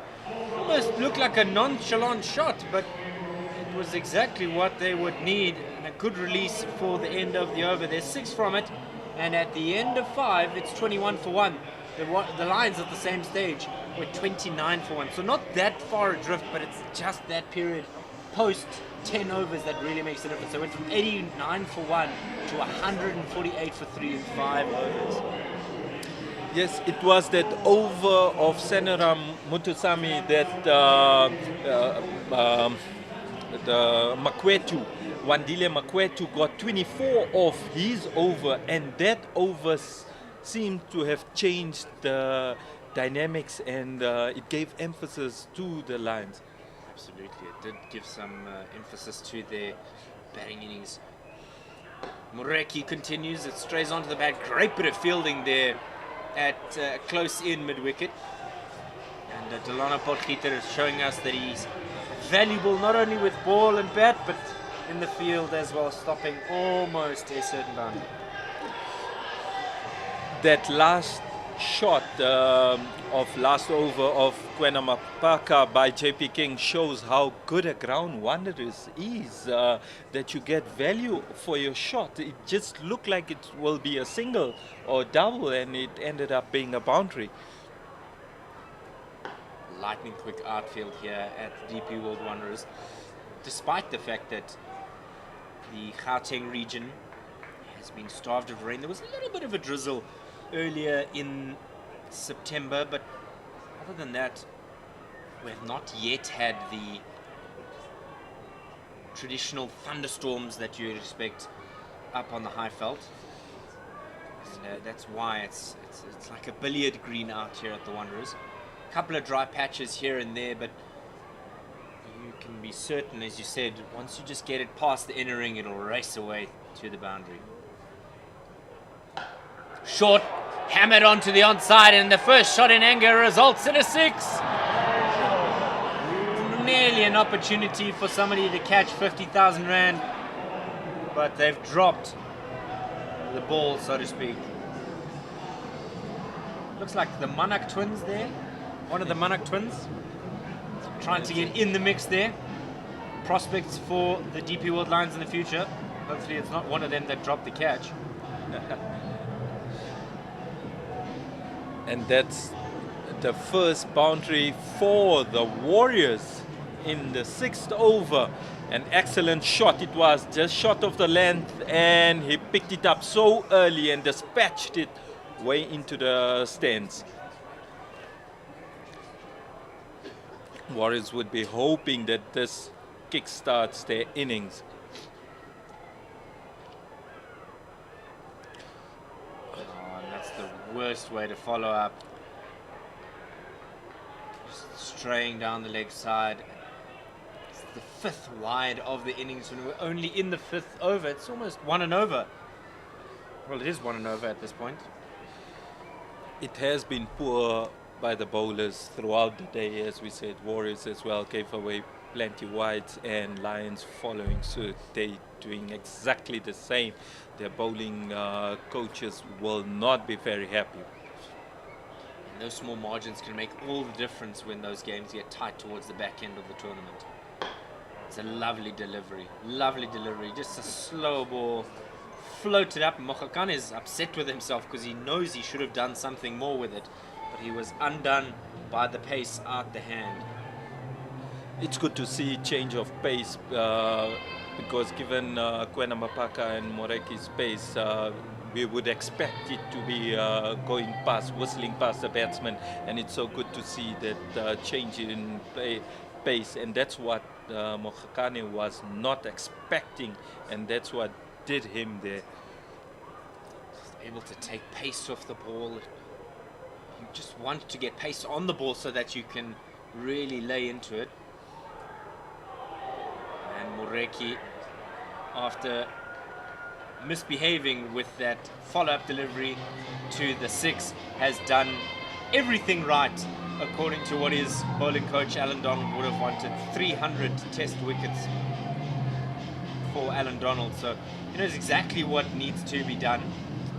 The key is translating that information to the players and helping them execute so that they can get all of those wickets. Last ball now for Mureki's 3rd over. We'll just have to wait and see if Mapaka does get his final over.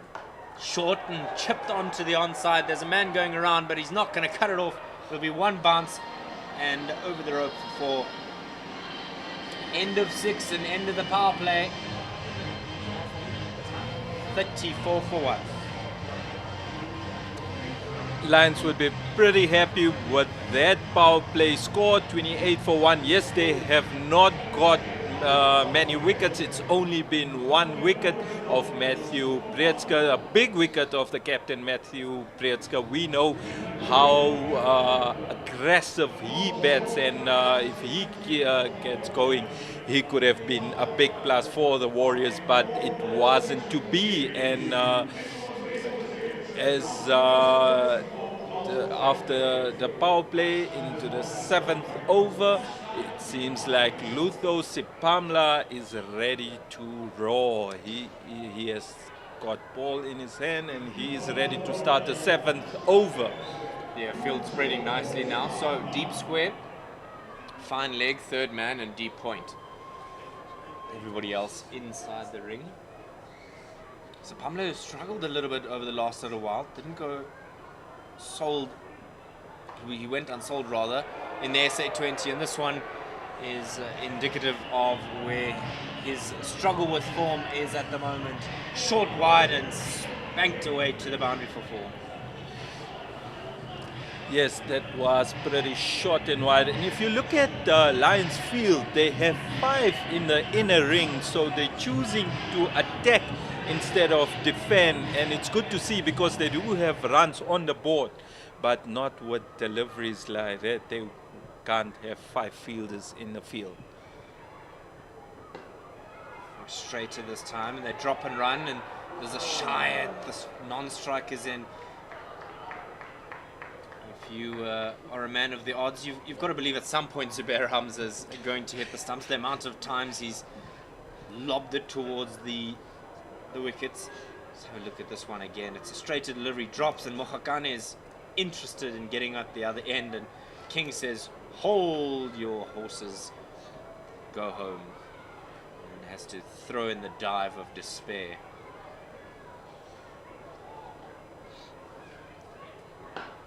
Straight to one again, tries to play this to the right hand of Mitch van Buren, who pounces on it, and there's nothing available for them. So they thought there was going to be a bit of a let-off when Lucius Pamela joined the bowling order, and barring that first loosener, he's been good.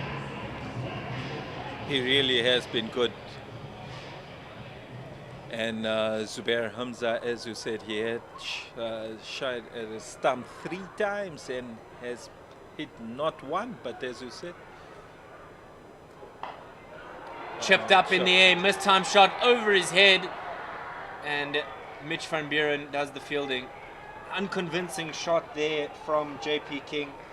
Really didn't look comfortable on that one. Maybe just forcing things a little bit. that was a shot out of frustration, pure frustration, because they are not getting too many deliveries, the freebies, as they say, to put away. And they need to find, Dafabet Warriors batters need to find boundaries if they're going to get anywhere close to this total. Yeah, absolutely, with that run rate climbing over 15 now required to the over. A hill that grows with every delivery. It's a single, and it's not the singles that they need, it's the boundaries. 202 required now, and the DLS par is double. That just goes to show where we are in the game and how far behind the Warriors have fallen. But they do have wickets in hand, and they would be hoping that plays a part. Down the ground, chips it over Van Buren's head. Maybe the fans were hoping that he was able to track back quickly enough, but not to be. So the end of the 7th over, and we'll have a change of commentary. Zubair will make way for Ken Borland. It's 40 for 1 after 7. With an essence that ignites hometown pride, the T20 Challenge promises to be pure cricket excellence and a celebration of communities, shared values, and the passion that unites all of us. We call all the fans to rally behind your team as players gear up to showcase their prowess on the field and stand a chance to win great prizes. Visit cricket.co.za for more information. #Wazanawe. Ken Borland. Good evening and welcome back into the driver's seat as I take the navigator's chair. Thank you, David. And we saw in the first innings today how spin was introduced in the 5th over the innings by the Warriors, and it kind of changed the momentum of things. It had been a very tidy power play up until then. Well, the Lions have waited until the 8th over to introduce Junaid Dawood, the tall off-spinner. It's 40 for 1, and a great job by the 3 Lions seamers used so far, especially Kwena Mapaka and Chepa Mareki up front. So here's Dawood to Andile Mohakane, sliding down the leg side. Big appeal for a stumping. Very good work Good take there by Connor Esterhuizen. Initially wasn't planning, I'm sure, to be behind the stumps this evening, but the ability to adapt as needed is such a crucial quality for any cricketer. But leg side again from David. Hoisted! Brilliant! Oh! Well, it's a great save by Luther Sapamla. If nothing else, he just couldn't hang on to complete what would have been an absolutely spectacular catch. But he has saved 6. He has saved a 6. He saved 4 runs, I guess, in total then. Bit of a reprieve there for Makwetu. He could so nearly have found himself back in the shed. But as you said, it's a crucial save. Too short and again a bit leg side-ish. But David Sapamla again scrambling around the boundary, gets the job done in the end.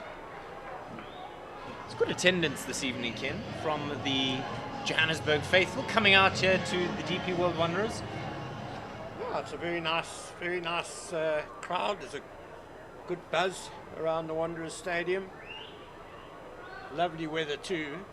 Not as cold as it's been for much of this week, although it's still a little bit fresh. I think you've got more layers on than I do. I'm older than you, David. More fragile. Seasoned campaigner. Down the wicket and launched. He hasn't got all of it though. Towel corner running in. And drops it. Oh, he got there. You did all the hard work to get there. And not able to complete the catch. Manak on the park as a substitute fielder. And he will be bitterly disappointed with that. He did all the work, Ken. Didn't complete the effort. Chin up there from Connor Esterhuizen. So 2 runs to JP King. Survives on 16. He's made some lusty blows out there, but the purity of the timing, the ball striking just hasn't really been there tonight. And that was another example. He really should have been out. Here's David again. 2 to drop King. catches in the over. Short and flat, surely gone. Yeah, this time out. Oh, JP King. Given a couple of reprieves and then picks out Evan Jones at deep point.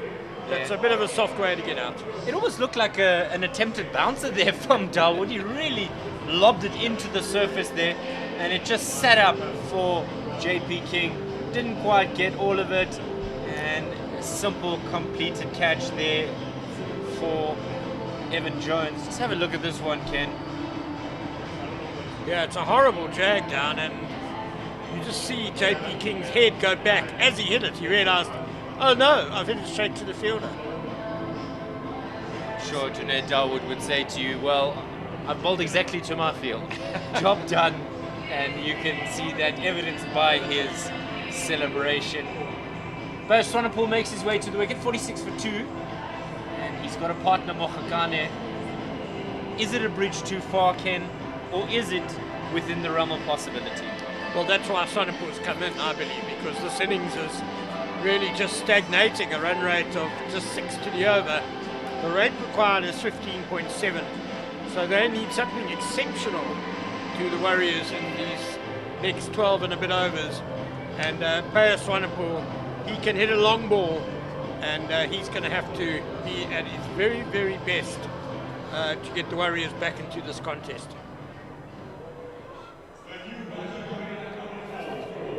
Just marshalling the troops there is Connor Esterhuizen. You can see him directing traffic. He almost looks like a pointsman. No, you come. No, you stop. You go there. Turn left. Turn right. So the field, long on, long off, mid-wicket, deep square, and a sweeper out on the cover boundary. And just tucked away to mid-wicket, the Dawood bowling to the left-hander, turning the ball into the pads. So the leg side boundary would have been in play, but Swanepoel just happy for a sighter really, and just a single to get off the mark. Can't have too many more of those, can Bayer Swanepoel though. So Dawood to end what has been a useful over for the Lions. Skidding it into the batter there. It'll just be a single to end the over. So 8 off the 8th over. It's 48 for 2. Well, he'll be happy with that performance. He struggled in the previous game, did Junaid Dawood. Was carted around the DP World Wanderers, and he's done himself justice with that over. So Makwetu on 19 will have strike for the second over to be bowled by Luto Sapamla. He also went for 8 in his first over. Long on back. Fine leg and third man and beaten outside the off stump. It's a good start to the over for Luto Sapamla. Almost having to come on after the opening spell from Tsepo Moreki and Kwena Mapaka and continue with the momentum. How well It's did not they easy. bowl up front there, David? Wasn't that wonderful? First 6 overs from Mapaka and Moreki. Certainly, and unless you're a Warriors fan, then it's worrying to see how well they're bowling, and it's always good to see fast bowlers steaming in and really bending their back. Oh, that has just slid down the leg side. The Yorker bow from Sapamla. Yeah, Kwena Mapaka was full of energy, wasn't he? He came, he had lots of fire. And getting really good batsmen out. Matthew Beerska, a Protea, one of the top young guns in the country, and the even younger gun bowling him quite comprehensively for just a single. Oh, swinging across the line. I think I heard 2 noises though. We'll see what umpire Garza signals, and probably too high. It's a leg by. So no bat, but also not much chance of that being LBW, David. Yeah, umpire Garza is a man with a strong safety on his pistol. He's not yet been tempted to give it out. That one he said is going over, and I'm not unhappy with that decision. You always want to give the benefit to the batsman. Yeah, I don't think there was much going for that appeal, to be honest. Maybe a bit leg side-ish as well. So Sapamla switching to around the wicket to the left-handed Bayer Swanepoel. So bringing up the Warriors 50 runs. Oh, he's really tried to clear the front leg and batter that down the ground, but hit quite high on the bat. Just dribbles to mid-off, really. It was very important, I think, Ken, this evening for the Lions and their fans that they got off to a good start with bat in hand. You win the toss, you decide that you're going to bat, and as much as we speak about the Wanderers being a chasing ground, you know, you bat second here and you win 20 games, you bat first, you win 13, so in day-night contests you almost want to win the toss and field. That's a good bouncer by Luto Sapamla. Perfect. Not a wide. Good height. Difficult to hook that one away.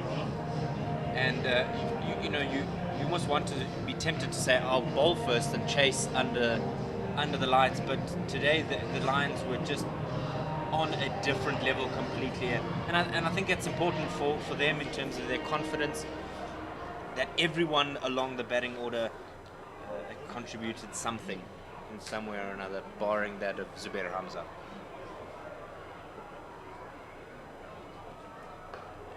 Making room again by clearing that front leg. Swanepoel coming back for 2. Oh, he might be in trouble here. Was the bat down? Umpire Kieran Claster has ruled the batsman to be in. Tough going out there if you're an umpire. The players are putting pressure onto you. Just have a look at this one again. As you said, gives himself some room, beats the man in the ring. Mapaka collects, quick throw there, and you'll have to have a side-on angle there to be able to see if he was out. By our measures, it's close too close for the naked eye. And especially Karen Kloster was standing really deep at square leg. She was practically outside the inner ring. Oh, down the wicket, and good take by Connor Esterhuizen in the end. And that's the end of the ninth over, 52 for 2. Just to get back to what you were talking about, the Lions batting, David. It's fascinating how trends kind of change with time. And the Wanderers, I was chatting about it in the first innings, how the Wanderers used to be a chasing ground that was difficult to defend for various reasons. But the danger with bowling first, and we saw it last week, not by choice of the Lions, the Titans won the toss and batted as well. But if the team batting first gets on a real flyer, and they can bat you out of the game quite effectively. And so the Lions took a leaf out of that book today, but they started slowly. They had only 41 on the board after the power play. As Evan Jones is into the attack, first ball, but short, mistimed by Makwetu. Oh, these Warriors batsmen are just struggling to get the pace of the pitch. One feels there's a lot of endeavour, but not too much timing. Somebody who was effective with bat in hand in that game against the Titans. Now Evan Jones with ball in hand, trying to make his mark. He's just having to pull out of that run-up. He's hoping that 13 on his back can be of good luck for him. That's his modus operandi, Jones. Big, tall, strong man. Hits the deck hard. Perhaps that was a little bit short, but still the dot ball though. Looked like there was a little bit of shape as indicated there by Makwetu, so he really bent his back there, did Jones. I really enjoyed watching him, Ken, at the SAA series in Potchefstroom, that game. He really took the game on, wanted to bowl, wanted to Skied, make a difference. up in the air, third man is not going to get there, I don't think, no, on the bounce. Looks like Tsepo Moreki was the man down there in the deep, and he was also trying to make a difference by swinging around there. It's a lot of ground to cover. It looks very small on your TV screens, but here I can assure you it's about 20 or so meters that he's had to cover there. Yeah, no fault of the fielder. He's fairly square, and that top edge went quite fine. That's nicely paddled around the corner. Good fielding by Tsepo Moreki out there. Good running by those two, making sure they get back there. Yeah, Evan Jones, I like him as a white ball player. I think he's got something, he's a really big, hard-hitting batter at the death. And as a bowler, very effective on certain services. Those services where if you can hit the deck and there's a bit of inconsistent bounce, maybe too paced, he's very effective. There's that length again and just punched to the cover sweeper. Much better from the Warriors. As you said, there's a lot of endeavour in this Warriors team. They seem very content with making sure that they're not going to be bullied or buried in any way. They want to make sure that they give an opportunity to a result in their favour, but they're going to need more than spunk to get them over the line. Well, that'll certainly help a wide ball. Not wide by much, but takes the required rate down from 18 to 17.9. So, I mean, really, the Warriors need a miracle now, frankly, to go at 17.9 for 10 overs. Well, if you've got two batters set, maybe. And again, not particularly well timed, just a single. Oh, Lions can really not be bothered at all about singles or twos now. It's only really boundaries that can hurt them. End of the 10th over, 59 for 2. At the halfway stage, the Lions were 89 for 1, so just an extra wicket and 30 runs in the game. But as you mentioned, Ken, this is where the game shifted for the Lions batting, and particular, as Zubair mentioned, the over of Sinaran Mutasami, in which Wandile Makwetu really climbed into him, 4 sixes in that over. It was really tough to watch as a Warriors fan.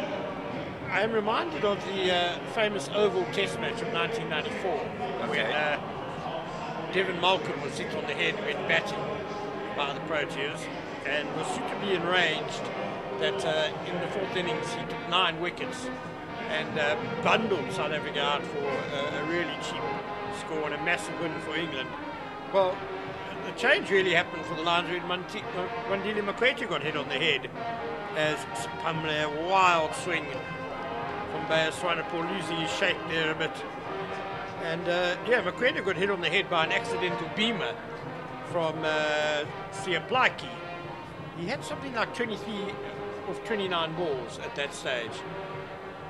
And then just went absolutely berserk, and that sparked, that really created the Lions' momentum that they carried right through to the end of their innings.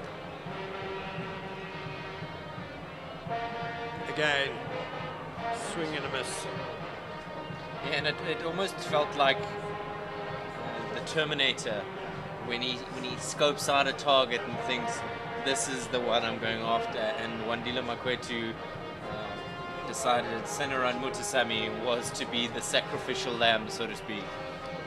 Yeah, spin is a tough art here at the Wanderers in white ball cricket, and between Mutasami and CSA, their 4 overs of spin went for 53 runs. Swanepoel has got contact this time. He just turns away as if to say, at last, and it dribbles away for 4. Almost reminiscent of a tennis stroke, of lovely forehand there, swatted back over his head, and as you said, he just turned his back on Luther Sapamla and said, you go fetch that, I don't want anything to do with it. So Swanepoel moves on to 8 of 9 deliveries, and we just contrast that with the way Delano Potgieter came in at number 4 for the Lions and got going very quickly, 36 of 15 balls. Nice delivery, just over mid-off. There's a tall man there, Evan Jones, at mid-off. But Swanepoel got just enough batter on it. But it's a good ball by Sapamla, trying to cramp him. Good batting too to get it away. Well, Swanepoel's not wanting to be outdone by Delano Potgieter. Just again ensuring that he keeps his team in the hunt here. Deep in his crease and then swatted it back over Evan Jones, who's now been banished out to the long off boundary. That's a bit harsh. Couldn't have been any taller. Made an effort.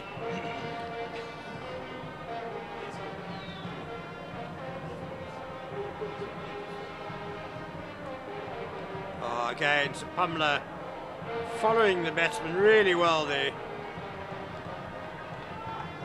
Very intelligent cricket and a good response from Luther Sapamla to quell, or rather quench the fire that Beyers Swanepoel had started. So last ball of the 11th over, and those couple of boundaries have really had no impact at all on the required rate. It's 18.9 to the over.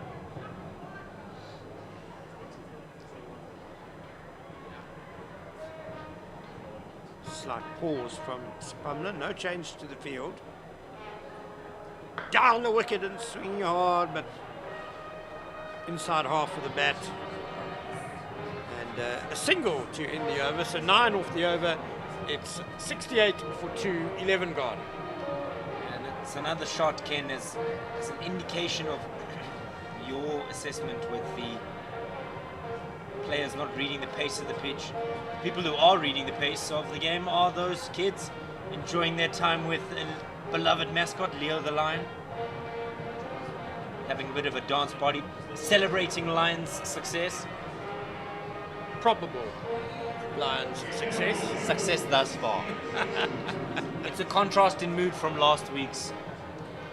Isn't it just? That's hit, hooked away, but one bounce, couple of lances to deep square leg. We saw some extraordinarily good sweet stroke play, sweet timing by the Lions batters. Makwetu hit 5 sixes, Reza Hendricks 3, Delana Potgieter 1 6 but 5 fours. And Mitchell van Buren and Connor Esterhuizen, just to finish off, hit 8 sixes between them. And it's that sort of striking ability that the Warriors seem to have lacked in this innings. Yeah, that impetus was so desperately needed, especially at the top of the order. But the Lions have stalled this attempt by the Dafabet Warriors to get going. Too many plays and misses. That might be two they should be able to get to fairly comfortably. And they do. Yeah, I think Coach Russell Domingo will be delighted that the Lions have backed up a really good batting display with, so far, a very good bowling display as well.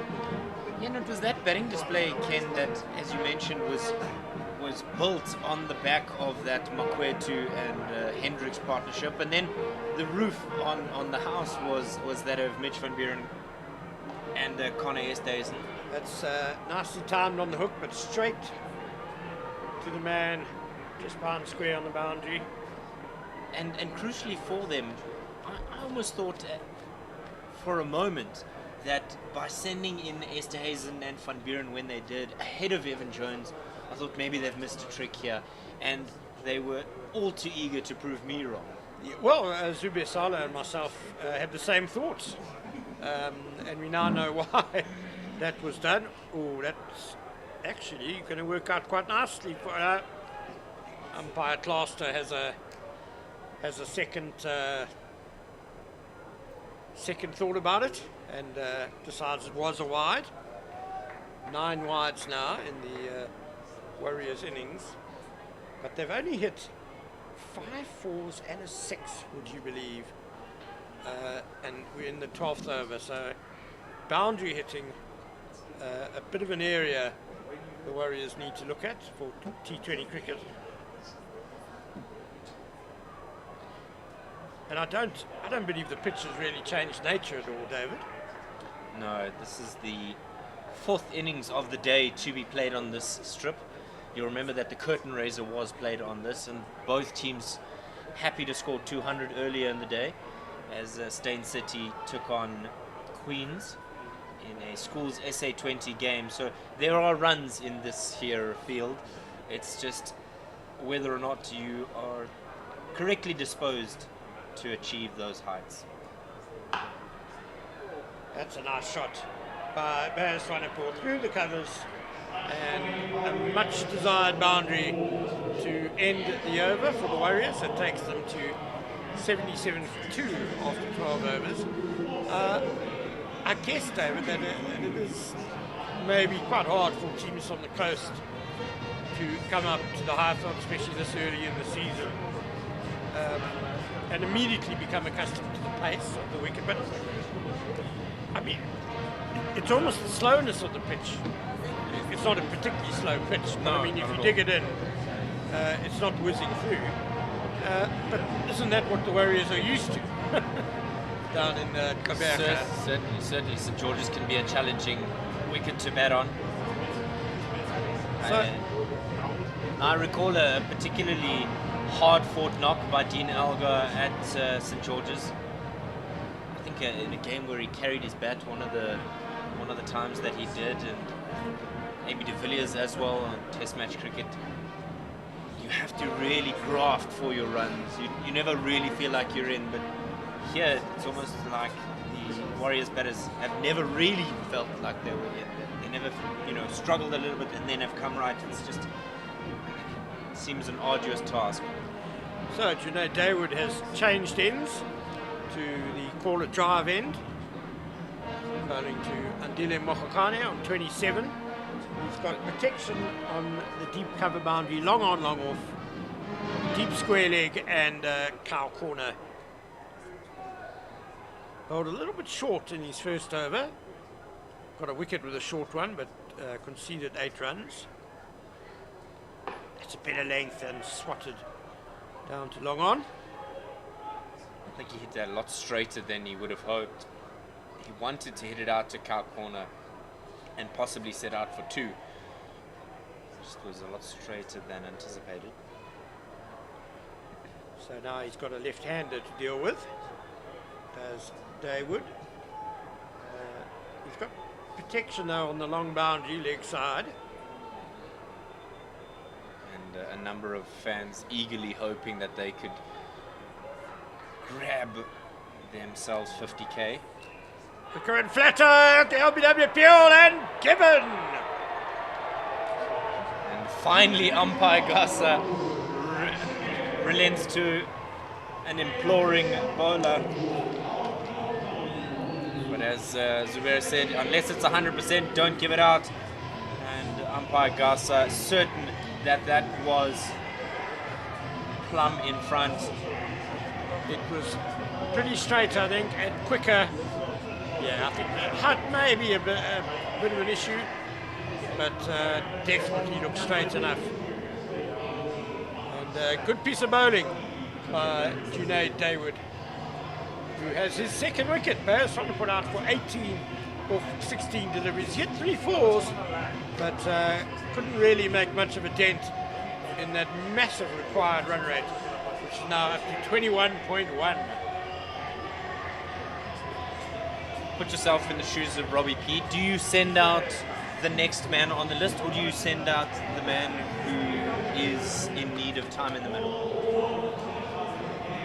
Well, the answer to that question might be yes on both counts. I mean, Senua Mutsami is next on the list, and I'm sure he's delighted to have time out in the middle as well. Certainly invaluable. Oh, Jean Duplessis actually should have been next. next on the list, yeah. I suppose. Who got runs in the last game? Yeah. He got 69 from 45. He was not out in that instance. So they've sent out Senna and Mutasami. Another left-hander, just to keep the left-right combination. I suppose denying the Lions a bonus point is now top of mind for the Warriors. Never know how that might be important later in the season. Yeah, absolutely. With the Lions at the bottom of the table, this is going to be an important victory if they do manage to get over the line here. A bit too leg-side-ish. So, look, we can almost take it as given that the Warriors are not going to score 161 runs off 45 balls. But the bonus point figure, Yeah, they'll just have to have work that out quickly. not a problem, as Dawood asks for the ball to be given a bit of a haircut. Umpire Gasa bringing his shears out to tie things down. A bit of width offered there, and this is guided out to protection on the boundary. So I make it 192 that the Warriors need to get to stop the Lions from getting a bonus point. So that means they need another 112 runs In 44 balls. Even that is quite a ask. Similar delivery and similar outcome for Junaid Dawood. He's gotten away with a couple there. a bit of a freebie missed out there, dragged it down, did Junaid Dawood, and important for him to get wickets here, because he's almost fallen down the pecking order. Mutasami's got contact on that one to deep mid-wicket. Arguably, after Ngabapita had such a good CSA T20 earlier in the year, he might feel like he's the second choice leg spinner. At the end of 13, it's 81 for 3, and especially now that Peter's gotten a national cap under his belt, so good for him to in terms of his confidence, to get those wickets. Well, that's the thing about the Lions. You know, they have so many proteas that it provides opportunity for guys when they're away with the national team, and it's actually a good thing. I think it gives more cricketers exposure to the top level of domestic cricket. I'm sure Dawood is absolutely delighted to have his chance to shine. As you say, he didn't get much opportunity at all last season due to the meteoric rise of Makwetu. But Evan Jones is going to continue. 2 overs for 16. They're just making a few alterations to the field. The deep square leg is being told to go behind square, and fine leg, third man rather, is being brought finer. We've seen that a few times tonight, swing and miss. You highlighted how difficult it is for spinners to get any joy on this wondrous surface. But shouldn't that then highlight how brilliant Bjorn Fortuin has been for the Lions for season upon season and in multiple formats, not just the white ball format. Yes, I know he's been selected for the white ball side, but he was the leading wicket taker in last year's 4-day competition. So some of those, a portion of those games would have been played here, and so for him to be effective, it's not just a one-trick pony. Absolutely right, David. Bjorn Fortuin has really mastered how to bowl here. Probably helps a bit that his key weapon is probably his arm ball, getting it to whiz off the pitch with some pace, and the Wanderers normally does give a bit of pace off the wicket. It's not a huge turning wicket generally. Stylishly steered away by Mudasamy for a couple. Looked like a bit of a variation ball there from Evan Jones. Maybe offering an opportunity for these Lions bowlers to test out their spare tools, so to speak, in their toolbox, the ones that don't get used, you know, the ball peen hammer instead of the standard hammer, or, you know, the adjustable wrench or whatever it is. Yeah, so to get the bonus point, the Warriors need to score more than 15 to the over. Hard enough task as is. As you say, for the Lions, just a case now of making sure they keep their disciplines, keep their skills, execute well through to the end of this match, and that's no, not quite the end of the over. 2 balls left. 84 for 3. Mokokani 29 of 36 balls. Just hasn't been able to find too much rhythm at the top of the order. That's a meaty blow. But, sharp fielding keeps it to 1. Really is tough going out there for the Dafabet Warriors batters. They're going to have to make some serious, well, they have to ask some serious questions of themselves as they play their next game at home. They take on the Knights, the newly promoted Knights, the returning team, the Knights. So they'll play at home, and so maybe we'll find some joy. Over deep backward square leg, and that's 6 from Senira. Great way to bring some joy to this time for these two in the middle. It is the end of 14. It's 91 for 3. I'm going to make way for Zubair as Ken leads us to the end of this game.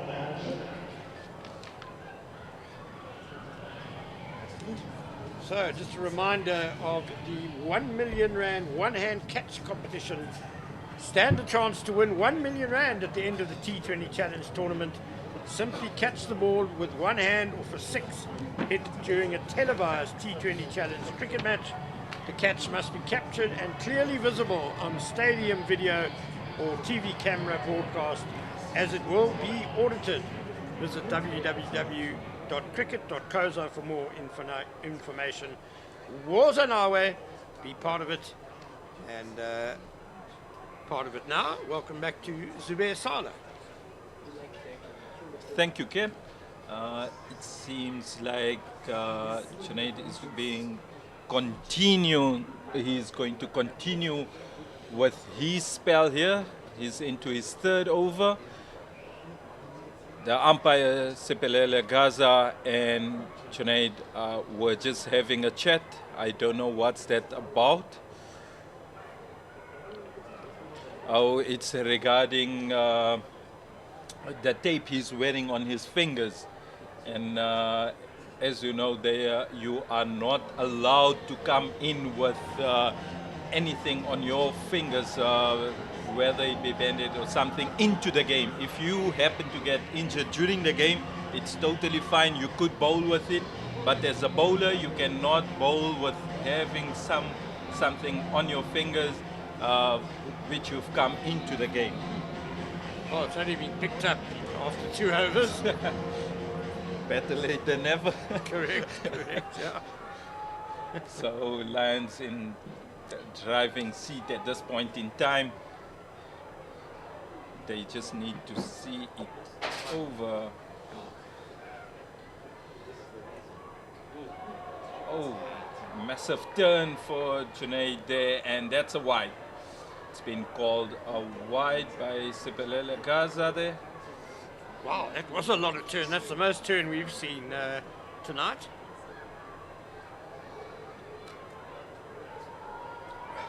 A reverse sweep and a miss by Mokane. He's really struggled during today's innings. If you look at it, he's 30 of 37 balls.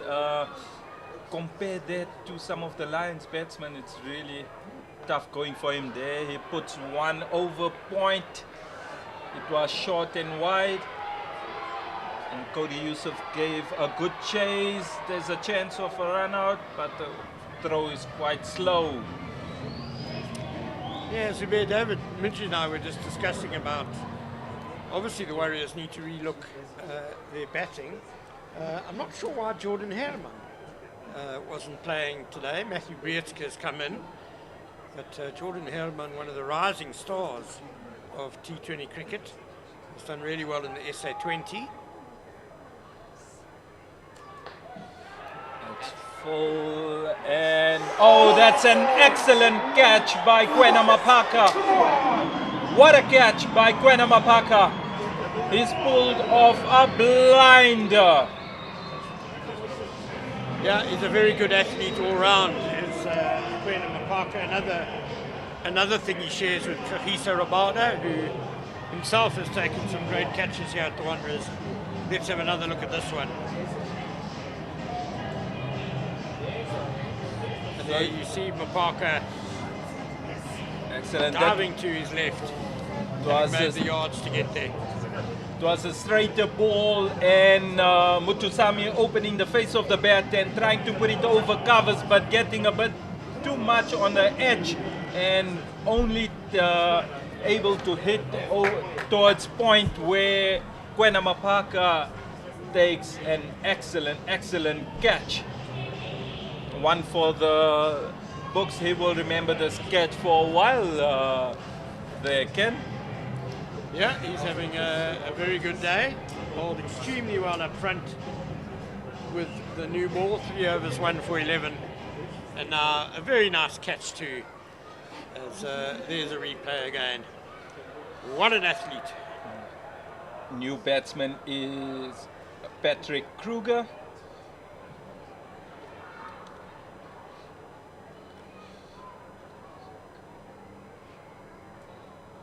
Oh, that's a wild delivery, wide down the leg side, and that's 4 runs as well. So 5 runs to the total. It seems like it slipped out of his hand again. Yeah, pretty wretched delivery. Poor old Connor Esterhuizen behind the stumps. Couldn't do much about that. And it brings up the Eastern Province Dafabet Warriors 100. It's taken them 98 deliveries though, and they've really struggled to get much above run a ball throughout the innings. Get down the runs in. Sort of a late cut by Patrick Kruger, gets him his first run, and Dafabet Warriors 101 of 14.3 deliveries. Mokakane back on strike.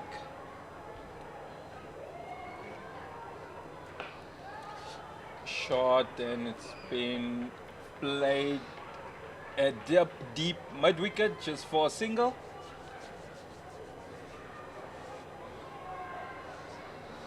David now has 3 wickets.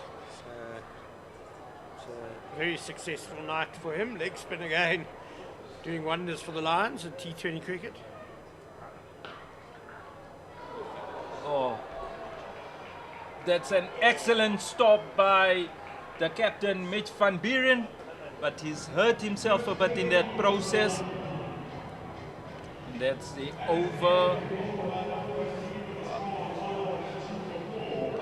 15 overs gone, 102 for 4. Mitchell van Buren really putting his body on the line there, because that was very firmly struck by Patrick Kruger.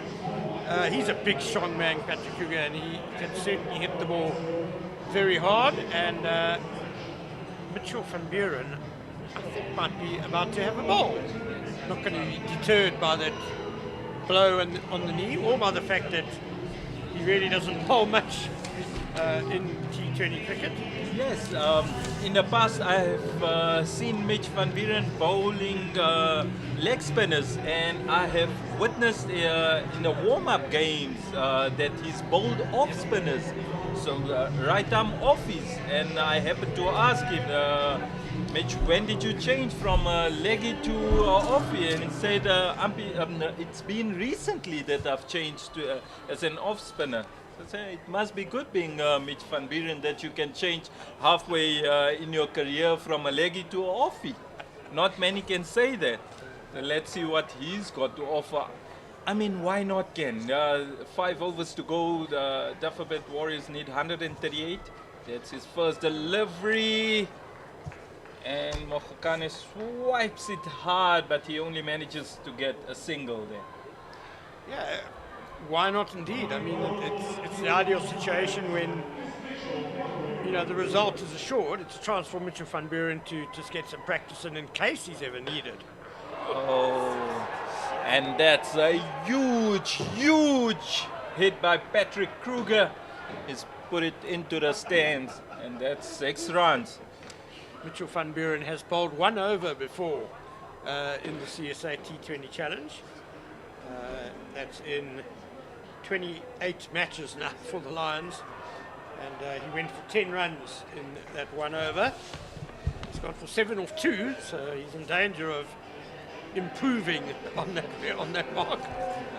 Yeah, he's definitely put it in a slot for Patrick Kruger, asking to be hit, and Patrick Kruger didn't need a second invite for that one. He's put it high and handsome into the stands.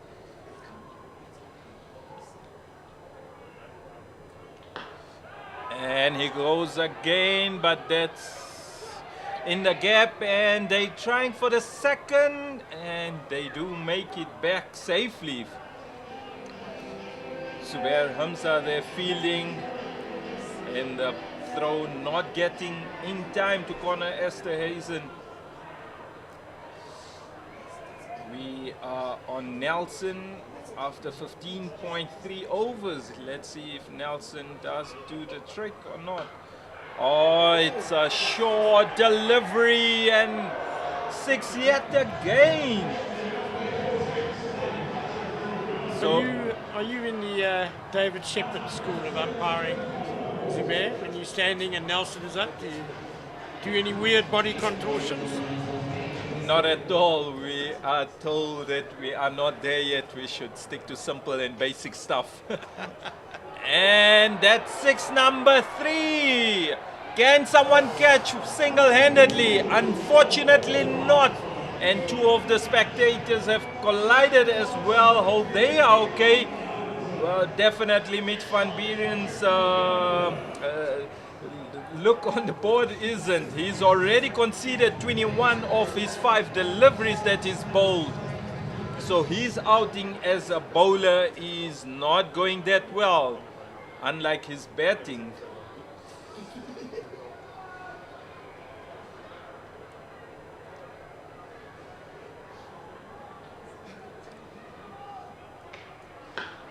And make that 4 sixes of the over. And Mitchell van Buren has conceded 27 runs of that over.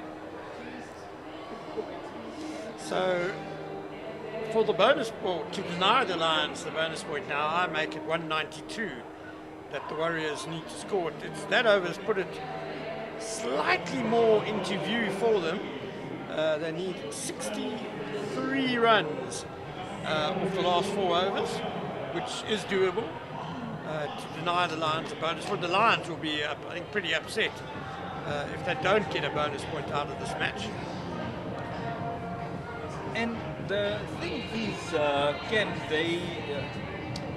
it wasn't within the reach, and this over, Mitch bringing himself on has, as you said, it brought it, but I think it had something to do with time management, that they need to make up for time. Hence, Offie, I was just going to ask, why did Delano Potgieter not come on to bowl that over? He hasn't bowled, and well, here he is.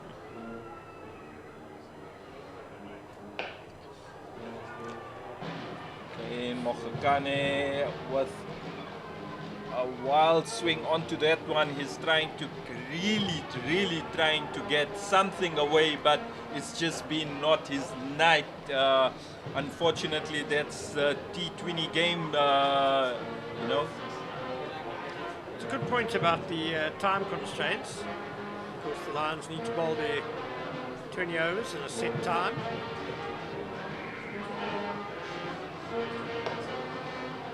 But when you keep fetching the ball over the boundary, that can end up being as if there's a fast bowler running in from the boundary anyway.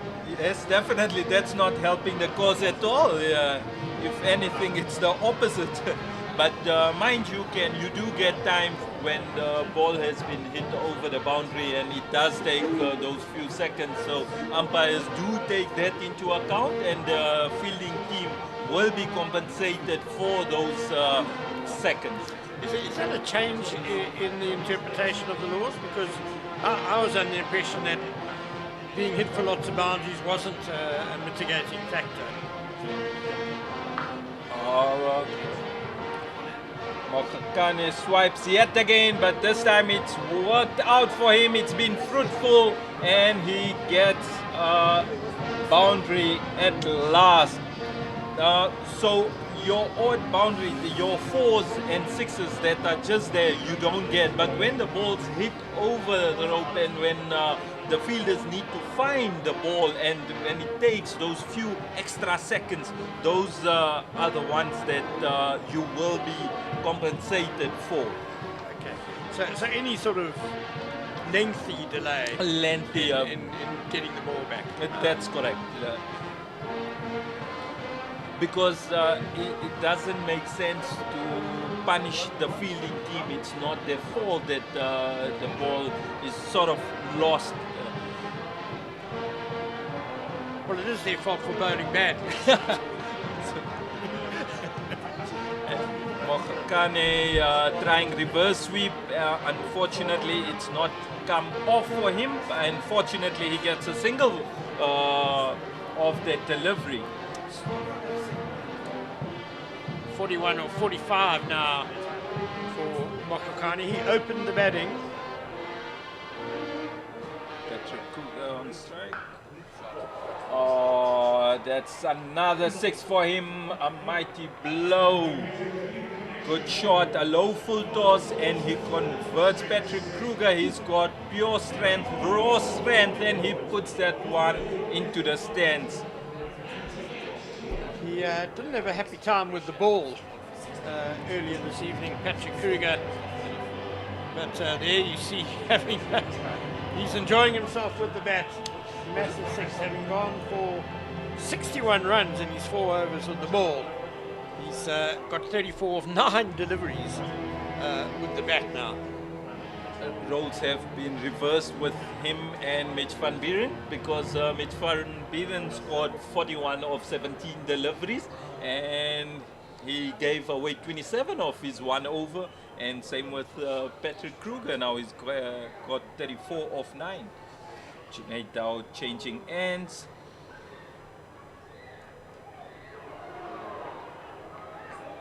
And Mokane missing yet again.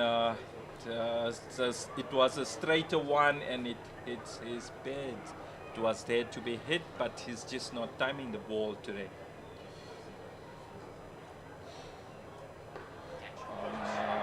He skies that one, and Connor stays and takes the catch, and he puts Mokane out of his misery there, scoring 41 of 47 deliveries. Well, it's 4 wickets for Junaid Dawood, and that's a career best for him in the CSA T20 Challenge. Andile Mokakane, well, it was a struggle for him. 41 of 47 balls, just 2 4s and a 6. And there you see the replay, trying to slog sweep from around off stump, and just straight up in the air, and good running catch by wicketkeeper Connor Esterhuizen. It's smart bowling by Junaid Dawood, because he saw that Mokakane is going for error, trying to clear the rope every single delivery. He puts it there, nice, good area, and Andile Mokakane just skies that one. New batsman in is CJ King. It's only his 4th game in CSA T20. Let's see what he can do. Oh, that's a terrible delivery. He is lucky to concede just a wide and single run. Any sort of connection, and that would have gone for 4 or 6. Ooh, hammered that one, CJ King, and it's done some damage to Junaid Dawood. Oh, it's a bit of a fresh evening, so that'll sting even more.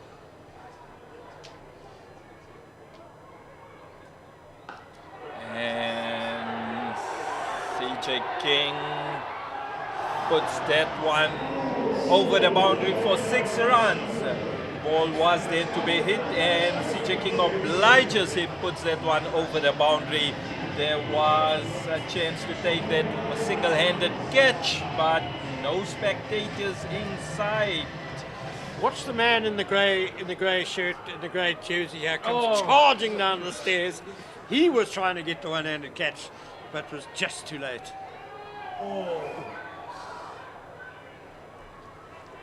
Bit of old-fashioned Chinese cut on that delivery. No.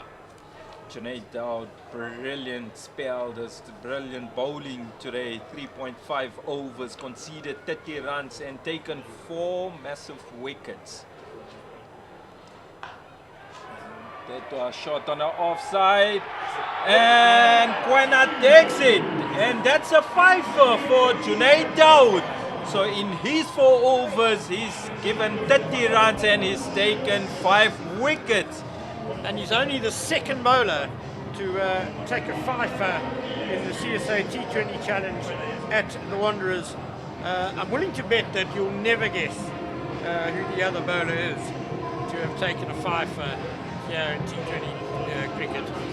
No idea. He also bowled leg spin. No, not Imran Tahir. It was Faf du Plessis in the days when he used to bowl for the Titans against the Lions way back in 2011-12. He took 5 for 28, and you just saw the replay there of Kwena Mapaka doing really well to hang on to that one in the end. Quite a few juggles by the young man. Unlike the first catch he took, what a brilliant catch that was. This he had to juggle quite a bit to get to handle and catch that one. And that's the end of Junaid Dawood's spell of 4 overs. Conceded 30 runs and taken 5 wickets. And Warriors, after 18 overs, they've scored 150 runs and they've lost 6 wickets. And Kwena Mapaka back into attack.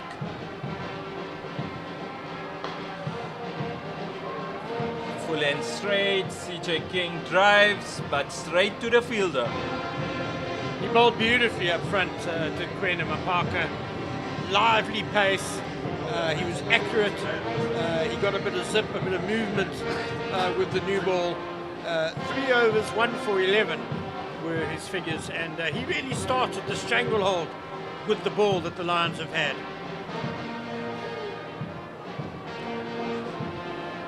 And that's a wide. Umpire Gaza saying that was way out of batsman's reach on the offside, and that's a wide. There has been but too many wides in the entire game.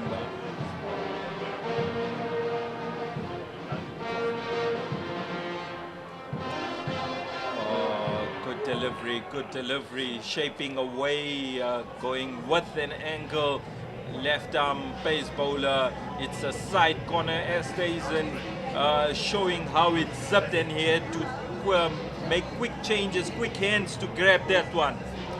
Yeah, Mapaka tonight has generally been shaping the ball back into the right-hander, but the last 2 deliveries beautifully just showing he can move it the other way as well, across the right-hander.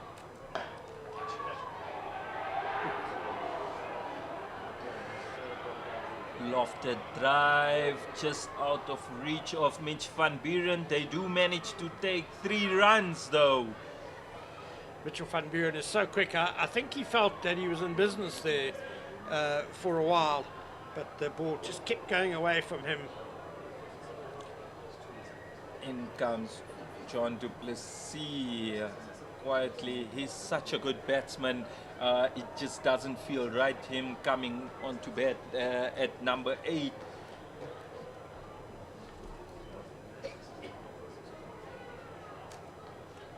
Oh, inside edges that one to the boundary. Given Kwena Mapaka's pace, it seems like batsmen have struggled to time anything. There was just one that JP King timed that I can remember in his 3rd over, the last ball, where he timed it so well past the mid-on. But apart from that, batsmen have struggled to time anything of Kwena Mapaka. Oh, there it is. Excellent shot that between the 2 fielders, and that's another boundary to John du Plessis, and that's exactly what we were saying, that he is such a good batsman. I'm a bit mystified, I must say, about this Warriors batting lineup today. First of all, no Jordan Hellerman, and then John du Plessis, who scored 69 not out, as there are some over misfielding off the wide, very wide, and the boundary wide as well. That was a bit of a reckless delivery, and Connor Esthazen unable to gather that one, and it runs down to the boundary for 5 wides. So Jean du Plessis is batting number 8. In the previous game for the Warriors, he scored 69 not out off just 45 balls. Surely that's quite quick enough to be batting certainly in the top 3 or 4 in this innings. I'm a bit mystified a batter of his class coming in with only a couple of overs left at number 8. Yes, definitely. I can't think of a good enough reason for him not to bat up the order, especially with the top order unable to get anything, any timing and any rotation going, and that's something John du Plessis is so good at. It's not just the boundary hitting, he's so good at singles and doubles as well, rotating the strike. It's been another good outing for Kwena Mapaka. He ends with 1 for 29 in his 4 overs. Yeah, Zubair, I mean, a guy like JP King is a young man with a lot of talent, a lot of promise. Jean du Plessis a bit more mature, a bit more experienced. He showed last week he can certainly play this T20 cricket. Surely he should have been in at number 3. And I'm still perplexed by why Jordan Herman is not in the team. Maybe he's injured. That's such a good shot. That's such a good shot by John du Plessis. So Tsepo Moreki starting the last over of the game. And he bowls wide outside off stump. John du Plessis initially, as you'll see, had wanted to hit it over fine leg, but seeing the ball being so wide, he just touches it past the short third man for 4. Short third man and point. Excellent shot at showing his class. Incredible. I mean, Tsepo Moreki is no slouch with the ball. He's good pace to be able to adapt so late. Trying the same shot for the second time, unable to touch on that delivery. I think John du Plessis is maybe just showing the Warriors change room what he can do. Maybe just asking the question, why am I batting so low down? This is how I can bat. Change in field there, long on comes in and short fine leg goes to your traditional fine leg, saying that John du Plessis is trying to play that shot.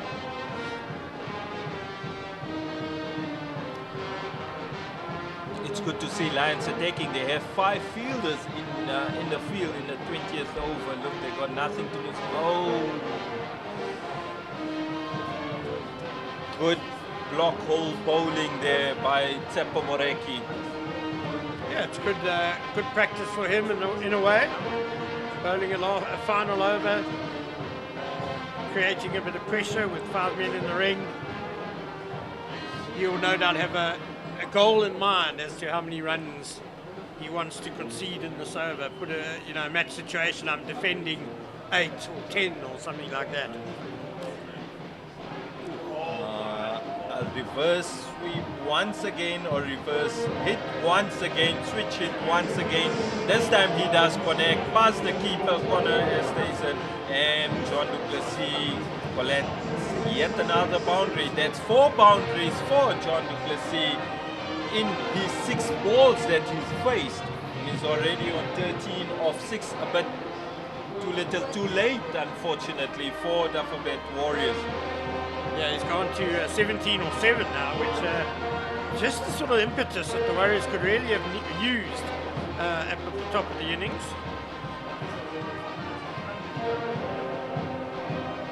Tries to go over third man again and misses this time around. Last ball of the game coming up, and as you can hear the band, the DP World Wanderers band is loud and proud. They are going wild, and even though it's a chilly evening, the spectators have thoroughly enjoyed the game. Let's see if Moreki can finish with the wicket.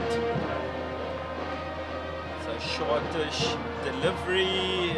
John du Plessis pulls it for a single, and that is the game.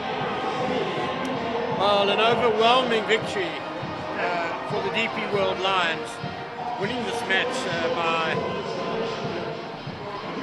62 runs and earning a bonus point in the process. So having lost heavily in their first game, they've bounced back in fantastic fashion tonight. They really have, Ken. They've really turned it around from the first game. It's almost opposite of what happened in the previous game, where they bowled first and conceded over 200 runs, and in this game they chose to bat first, maybe keeping that in mind, and they managed to score 239 runs and then restricting Dafabet Warriors to 177 runs for the loss of 6 wickets. So overall, a good day at the office for the DP World Lions. Yeah, it's always difficult when you bat second and you conceded a really big score like 239. You've got to get off to a great start. And excellent bowling up front by Makwetu and Tsepo Moreki. meant that the Warriors could only score 32 for 1 in the power play, which just left them with such a mountain to climb thereafter, and they just didn't have their best batting display tonight at all. And there's the scorecard you can see. Andile Mokokane hung around for a long time, but could only score 41 of his 47 balls. JP King pretty much run a ball, Bayes Swanepoel run a ball, and the only players to really inject some impetus into the innings, Patrick Kruger, 34 of 10 balls, and John Duplessis, 18 not out of just 9 deliveries. But by the time those two were in, the match was already dead and gone.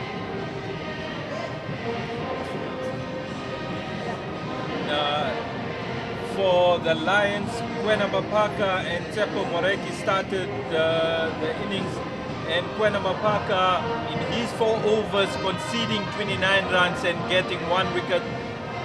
Tsepo Moreki, excellent 4 overs, 27 runs. Luto Sepamla, who's come into the side as well, 3 overs for 20 runs. Junaid Daud, the pick of the bowlers, 4 overs conceding 30 runs and taking 5 wickets. Evan Jones and the rest came to the party as well. So Yeah, Junaid Dawood, the hero with the ball, 5 for 30. It's the second best bowling figures at the Wanderers in CSA T20 Challenge history. Only bettered by Fafty, would you believe, 5 for 28 back in 2011-12. And the best ever bowling figures for the Lions against the Warriors. So a wonderful victory for the DP World Lions by 62 runs.